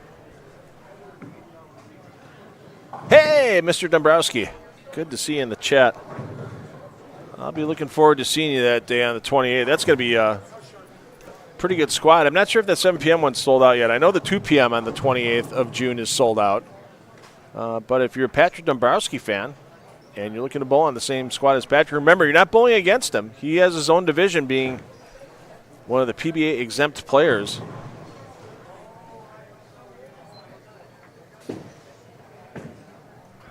But you can bowl in the same squad, get a picture taken with him. I'm sure he'd be more than happy to take a selfie with you or get an autograph. But nice run at the players there, Patrick, and looking forward to seeing you Monday at the TOC, hopefully at the practice session. I know you got to earn your way in out of the PTQ. But if there's a guy that can do it, having another solid season on the PBA Tour, it is one Patrick Dombrowski. So we're going to finish our Game 7 coverage here with Michael Haggett, Graham Fa on 13 and 14. Adcock and Peters on 15 and 16. And we're going to take a little audio intermission because I think I deserve it, darn it all. One game to go here on A Squad for the PBA50 PBA Doubles Clutch Lanes Central Open. I am $2 Phil Brilo, bringing you through the day. Thanks everybody that's watched so far today. I know some of you were up bright and early when we started at 8 a.m. Eastern time. We're going to do the same thing tomorrow for the top 12 match play bracket It'll start bright and early at 8 a.m. as well. But we have B Squad at 1:30, and we have 12 teams we have to get to tomorrow. Here from Clutch Lanes in Cuyahoga Falls, Ohio.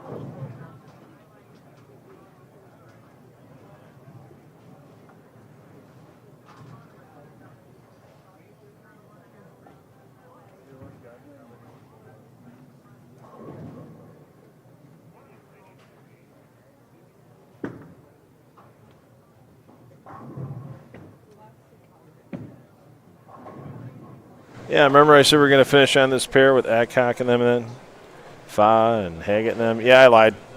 Here's the reason why I lied. Tom Doherty and Sean Maldonado are putting up a beast of a game at the moment. Doherty can strike out here in the 9th and 10th and get to 280.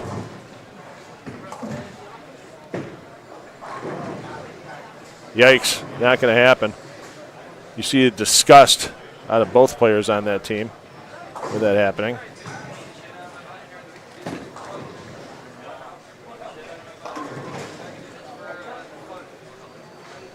.266 still possible, though, for Maldonado.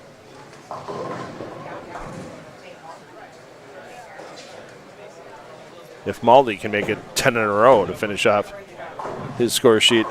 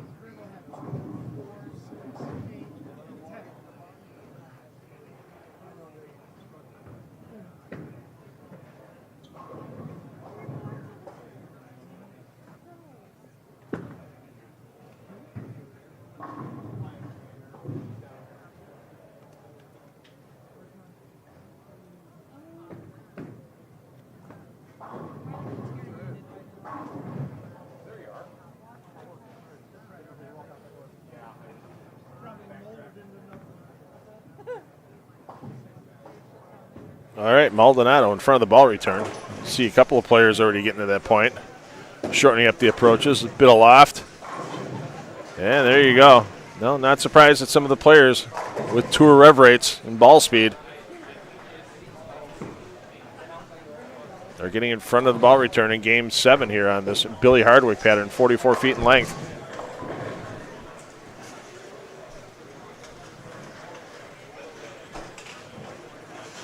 And now just waiting on a big 10th frame for Doherty.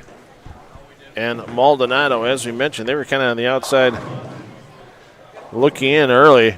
And they have a huge gap 83 pins between themselves and the team that was in fifth with Randy Weiss and Sean Lavery Spar.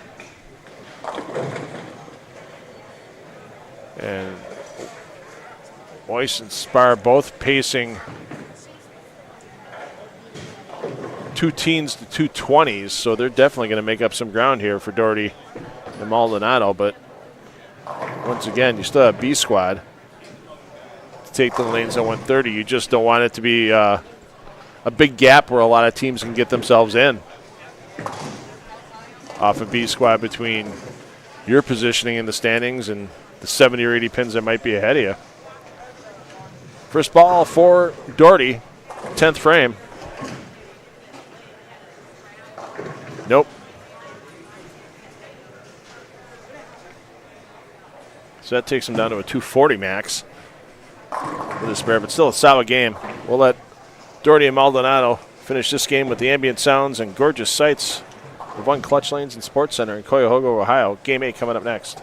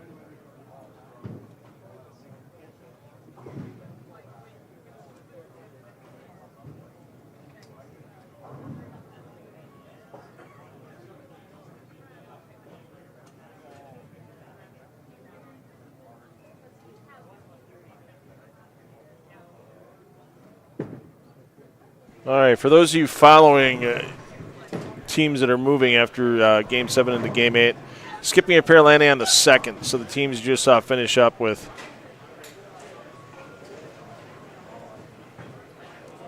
Tom Doherty, Sean Maldonado. They're moving from 17, 18 to 21 and 22, so they'll start shortly on the left-hand pair you see on this feed.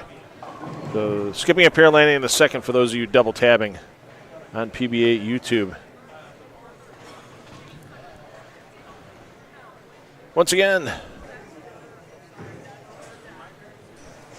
scheduled start time for B Squad was supposed to be 1:30. I don't think that's happening. But we'll get the feeds live at 1:30. You might just be staring at some masking units and some pins before practice starts. But we'll make sure the feeds are live at 1:30. And then, of course, just leave the sound of your computer up. As soon as you start hearing pinfall, you know it's time to tune in and watch practice.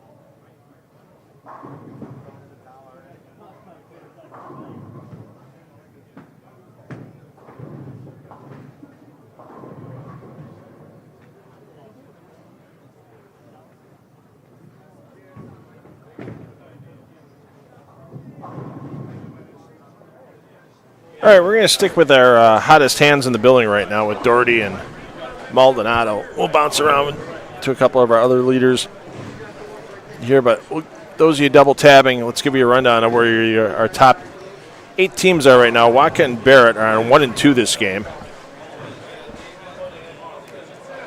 Adcock and Peters are on 19 and 20. Michael Haggett, Graham Fa are on 17 and 18. Mitch Beasley, Nate Purchase on 11 and 12. Randy Weiss, Sean Lavery Spar on 9 and 10. We already mentioned Doherty and Maldonado right here.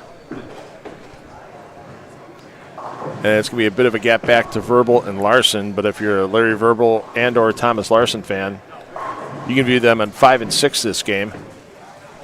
Andrew Neuer and Alexis Runk on 3 and 4. That is your top 8 after 6. We'll get that 7-game scoring update coming to you shortly.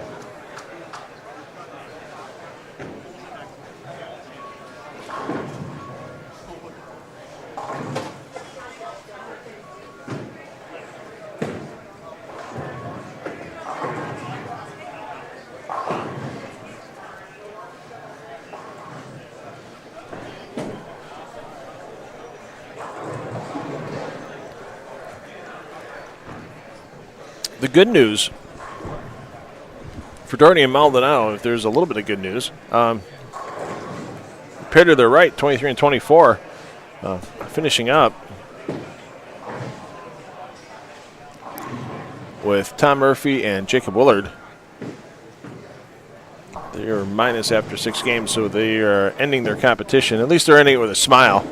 And a pretty good score there for Jacob Willard as well. So they don't have to worry about any distractions to their right. And they got another team right next door with Adcock and Peters that they're close to in the standings. They haven't passed them yet. They got a little work to go before that would happen. But they can kind of keep an eye on them and keep pace.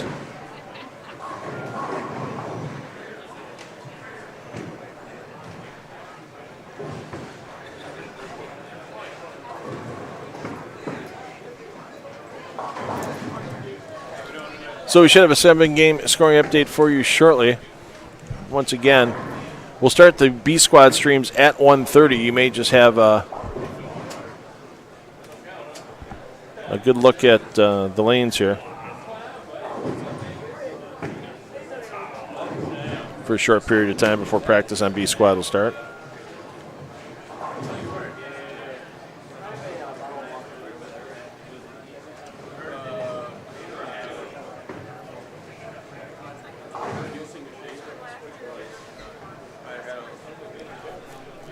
And at the pace we're running here,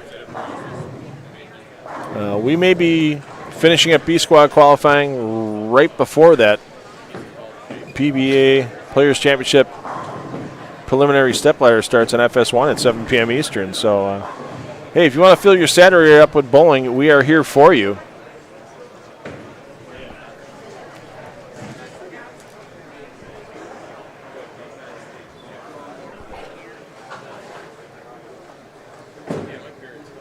And we'll be here tomorrow for you as well. 8 a.m. Eastern time, the start of that 12-team match play bracket round of 8 a.m. And the subsequent round, when the top 4 teams with byes get dropped into that bracket. Both rounds are best of 7. Semifinals and finals will be best of 5, so we're going to be going pretty tight against that start time of noon Eastern time for the stepladder. How about that for Doherty? I'm Big Daddy Fox for the PBA Players Championship as we crown the 4th of 5 major winners in this season.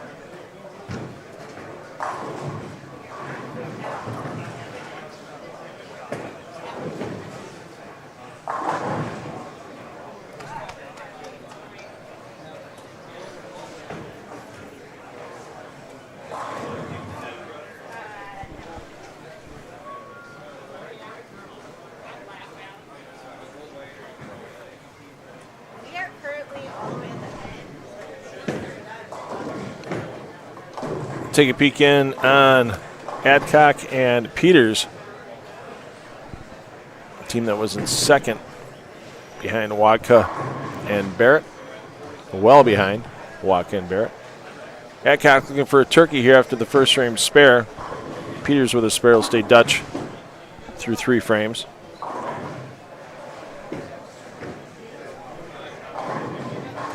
Quality toss by the man from Decatur. Checking on Barrett and Wadka, our leaders.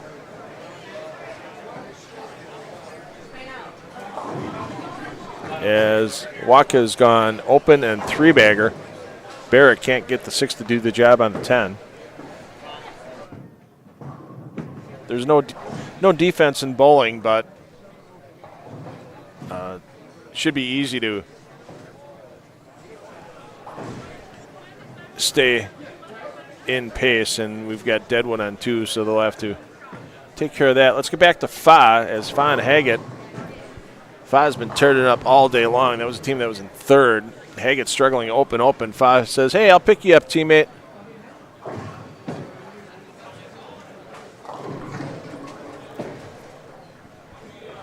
I asked Graham Fa for his workout routine. He said, well, I used to have one, but I had to end it because I hurt myself carrying Michael Haggett today.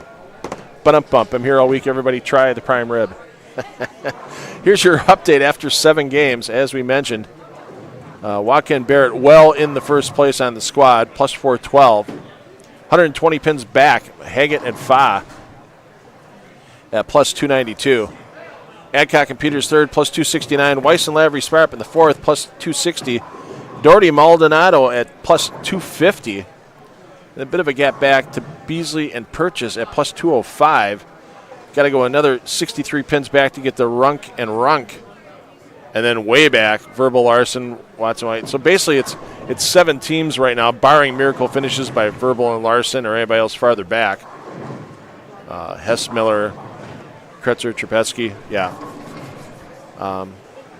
Barring miracle finishes, there's 7 teams in contention for what I would say are advancing scores. That's unusual to get that 90-pin gap between 7th and 8th.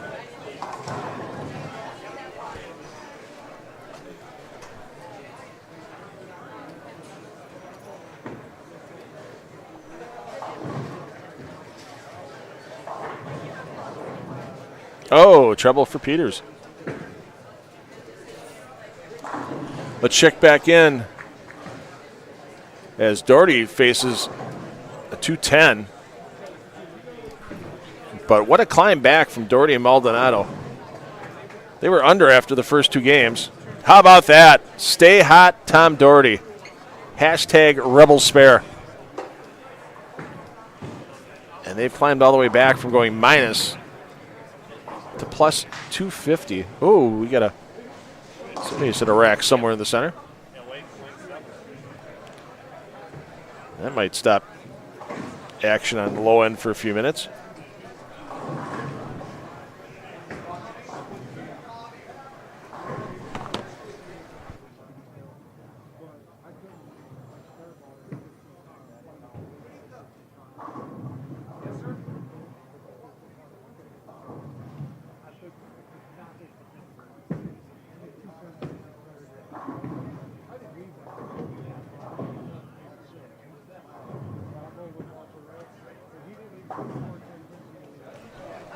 So as a team, Maldonado and Doherty have basically gone 300 over between games 3 through 7.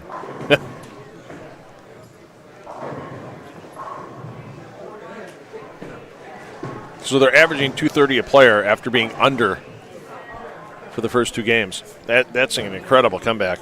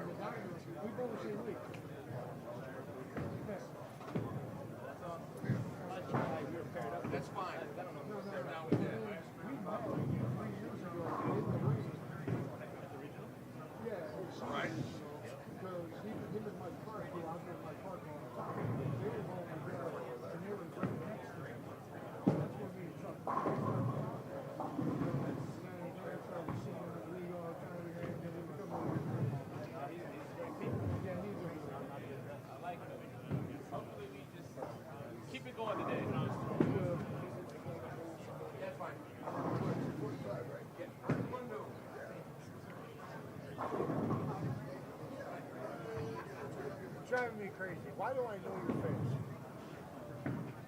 Right, but I've seen you. That's why. I know the guy. It's so familiar, but I can't figure out where. All right, that's fine. Yeah. No, that's what it is. I try to bowl. I mean, I bowl it, but I try to bowl when I'm bowling it. Have you ever heard of the man? I never know what's in it. Yeah. Well, I'm 55. I didn't bowl at all for 12 years. And then 3 years ago, I came back to bowl. And I started bowling these. I had to bowl 100 games. You know what I mean? So, and the weird part is, in the third event, I was in the cut for the first 5 games. I'm like, oh yeah, this is easy. And then it's been a shit show.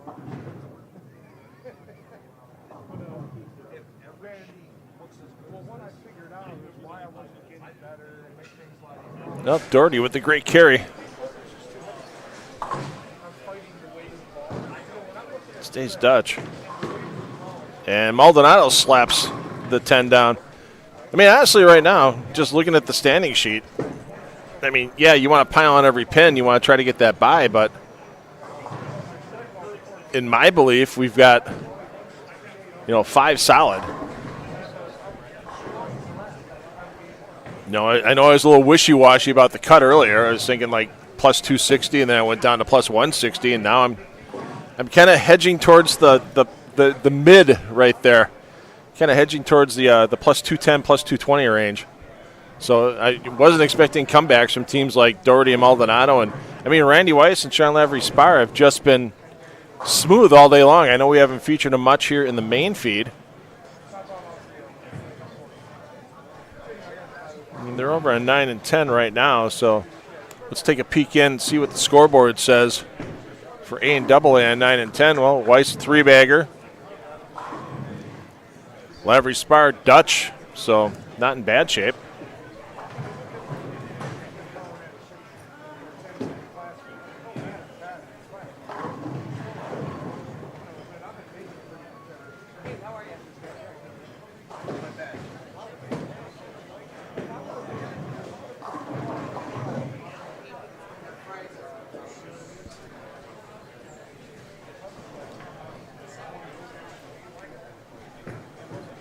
Doherty looking to get a double. Nice adjustment after the 2-8-10. Let's take a look at Randy Weiss.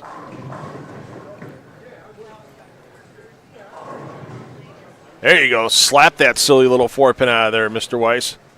Purchase having a big game here for his team. Get the 270 if he goes off the sheet. And tell you what, they were that number plus 205. I'm kind of going, it's gonna be close.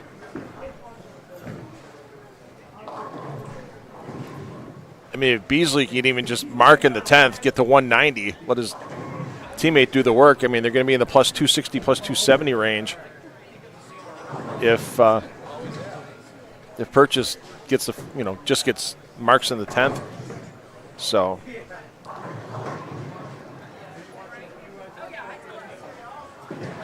Michael Runk, Brandon Runk down at 5 and 6. Let's see how the Runks are doing. Well, I said they're at plus 142, and they're going to need a bunch. Unfortunately, Michael Runk, 2 opens, no doubles, but his son Brandon starts with a 5-bagger, and Michael Runk can salvage the game here if he can keep throwing some strikes. So, I mean, that's definitely the team to keep an eye on. Verbal Larson trying to put something together here, because you just never know. But they're, 87 pins behind their lane mates for 7th in the standings. But never say die. I mean, maybe they can get the plus 220. Really make B Squad think a little bit.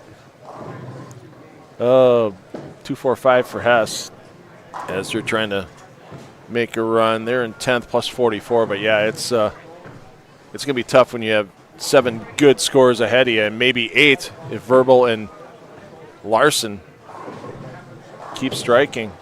Runk, front 6. Take a peek in on our leaders. Wadka pacing 2-0. Barrett having a couple opens there. Needs to avoid another open here, but I mean, they're so far 120 pins up on second. It's not a big concern. See what Michael Runk can do here. Try to get that 3-bagger on the road, keep the momentum going for his team. Oh, shred it up.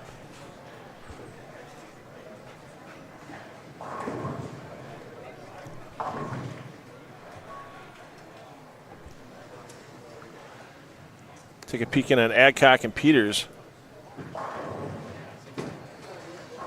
Peters, oh no, 7 stands, 10 goes at least.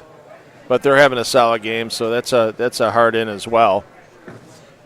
Right next door, Fa with a rare open frame. Almost a split there. Haggett's still having some struggles, but that 260 or 292 they're at, even if they drop 40 this game, let's say, Haggett continues to struggle, and Fa suddenly can't put a 3-bagger together. like he has all day. That still leaves him in the plus 250 range. So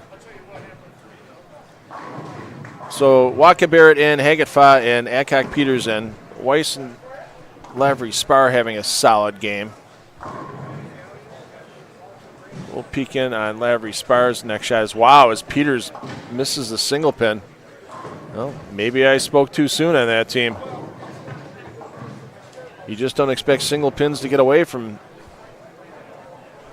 tour players, whether it's PBA National Tour or PBA50 National Tour. You don't expect those single pins to get away in these situations.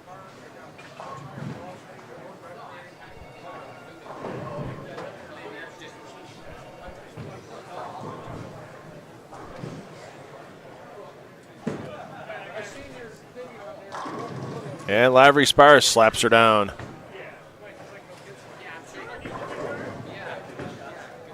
So Beasley, we mentioned getting that first one in the 10th. Look how far left. Mitch is in the left gutter, or the right gutter on lane 10, slides in the left gutter on lane 11. That one comes way crossover. I still remember Lubbock, Texas, 2015, Mitch Beasley making the step ladder there and walking around the ball return, starting on the left lane, on the left side of the ball return, then walking around the ball return to throw it on the right lane. That was the same tournament that E.J. Tackett won his first PBA Tour title. Hard to believe it's been a decade, as we won't mention the Mikey Schleba that just 3 counted on lane 13. Sorry, Mikey. So Beasley, though, is still 2-0 with his partner Purchase having a monster game. So we'll see them tomorrow. It's just a matter of if it's going to be enough to get a first-round bye or not.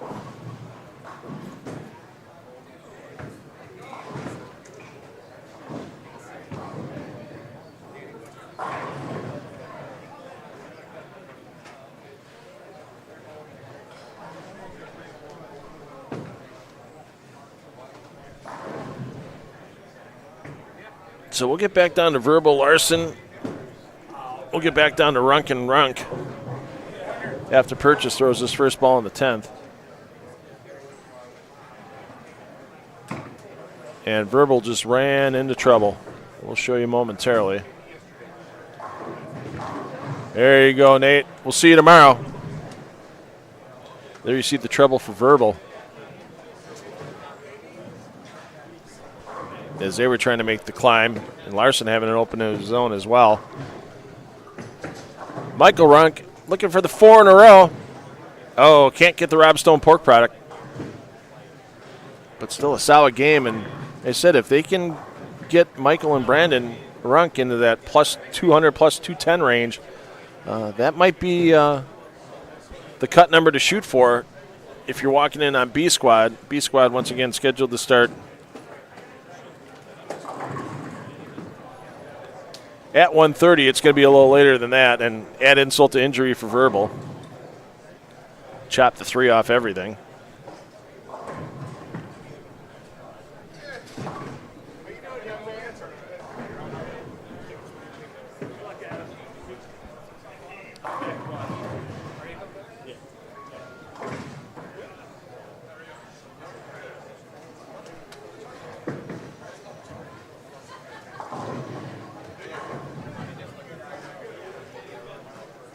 Michael Runk shooting the spare, so we're going to check in on Jake Peters as Adcock open the 8th frame. So that plus 269, Adcock and Peters might get passed by Runk and Runk. I mean, it might be Adcock and Peters looking at being the theoretical 6th or 7th place number here on A Squad.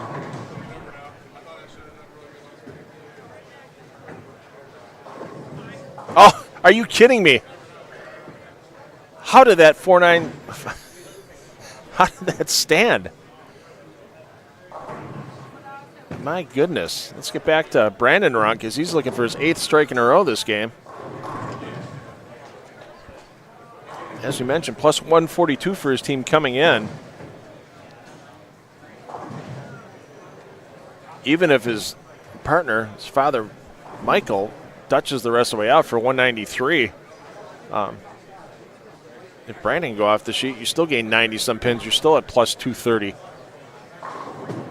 Get it back. Oh, I thought that 4 was going to do the job on the 7. It just sat there flat. But still, they could easily get to the plus 200 range, and that's going to make a lot of teams think. The Runks might be sweating it out, and if Michael can really help out his team here, catch them all in the 9th and 10th, get to 213, once again, get to that 230 or so number.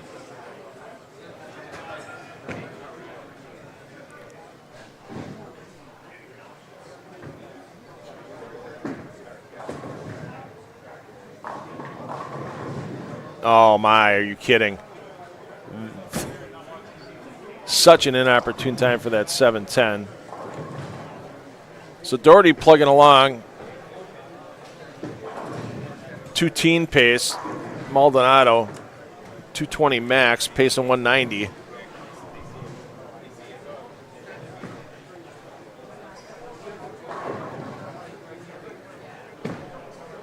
I'm not going to say that Verbal and Larson on that pair as well aren't full out.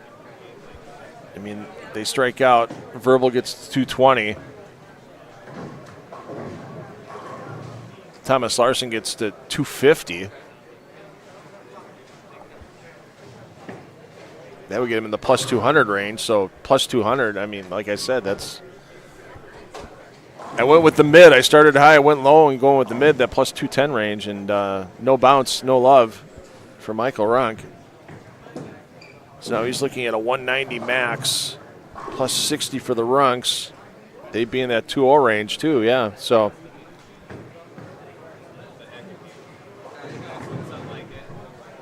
yeah, Verbal and Larson, I mean, that's getting 70 to the plus for them. That's only plus 120. That's a big gap to let a lot of B squad teams in. That's a real sweat. And they need to strike out to get there, so looking more and more like just the 7 teams that were in our top 7 already are going to stay, just a matter of where they end up. And it's just a matter of how many.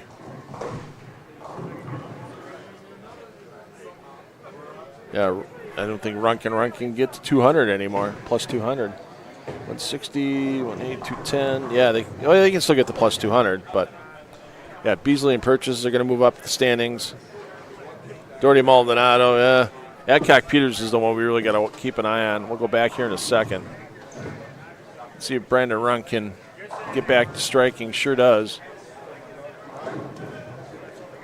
Well, Haggett found something to help out Fa. So definitely seeing tomorrow whether it'll be enough for By or not. We'll find out after B squad's done. So Adcock can get to 234. Peters can get to 181. Yeah, they can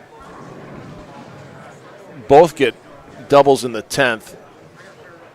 They'll still be in that plus 240, 250 range. So it'll make him walk out of here a little more comfortable than in a couple open frames will, no doubt about it.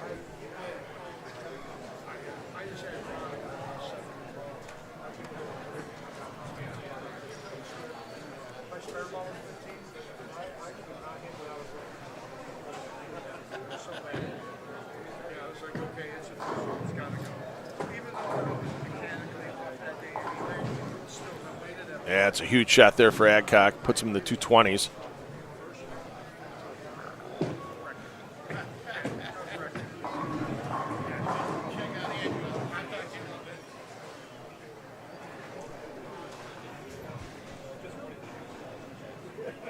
So once again, we'll throw that live scoring link in the chat on YouTube.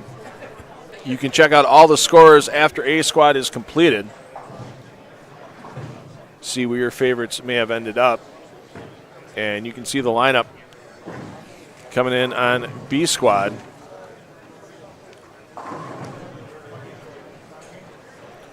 And once again, B squad definitely going to be not starting at 1:30, probably closer to 2, but we'll have the streams live for you at 1:30. You may hear some eating noises from bowlers at that time. That may be the only noise in the center is the nice spread that Chris Richinger and Clutch Lanes and Sports Centers puts out for the players is phenomenal. Oh, the barbecue's been going all night long. It'll be a good lunch for the players, and you darn well know I'm sneaking in that line as well. So Adcock going to be in the 230s with solid count. He's going to keep his team in a great position. And we're going to end our audio programming for the squad. Once again,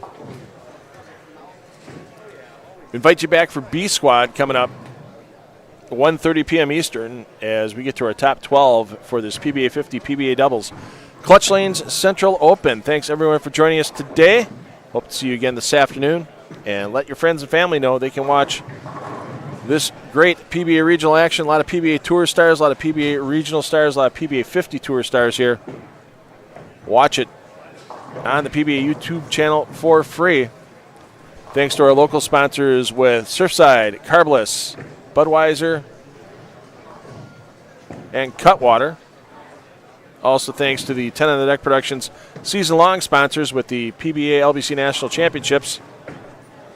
Get your tournament info today at pba.com/LBC tournament and the official merchandiser, the PBA H5GBrands.com.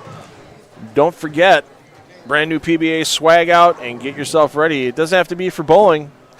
They can get you a jersey for darts, golf, whatever you may need. Check out what jerseys you can design or have designed for you at H5GBrands.com. We will see you back here at approximately 1:30. And practice will start shortly thereafter.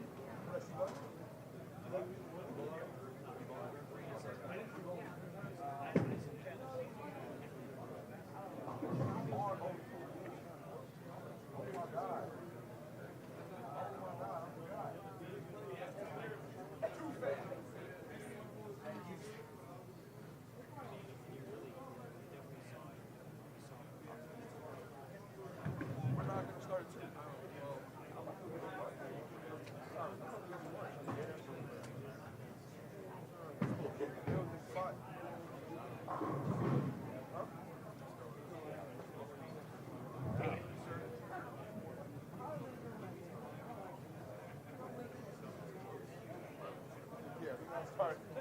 Boy. How you doing? Good, man. Good.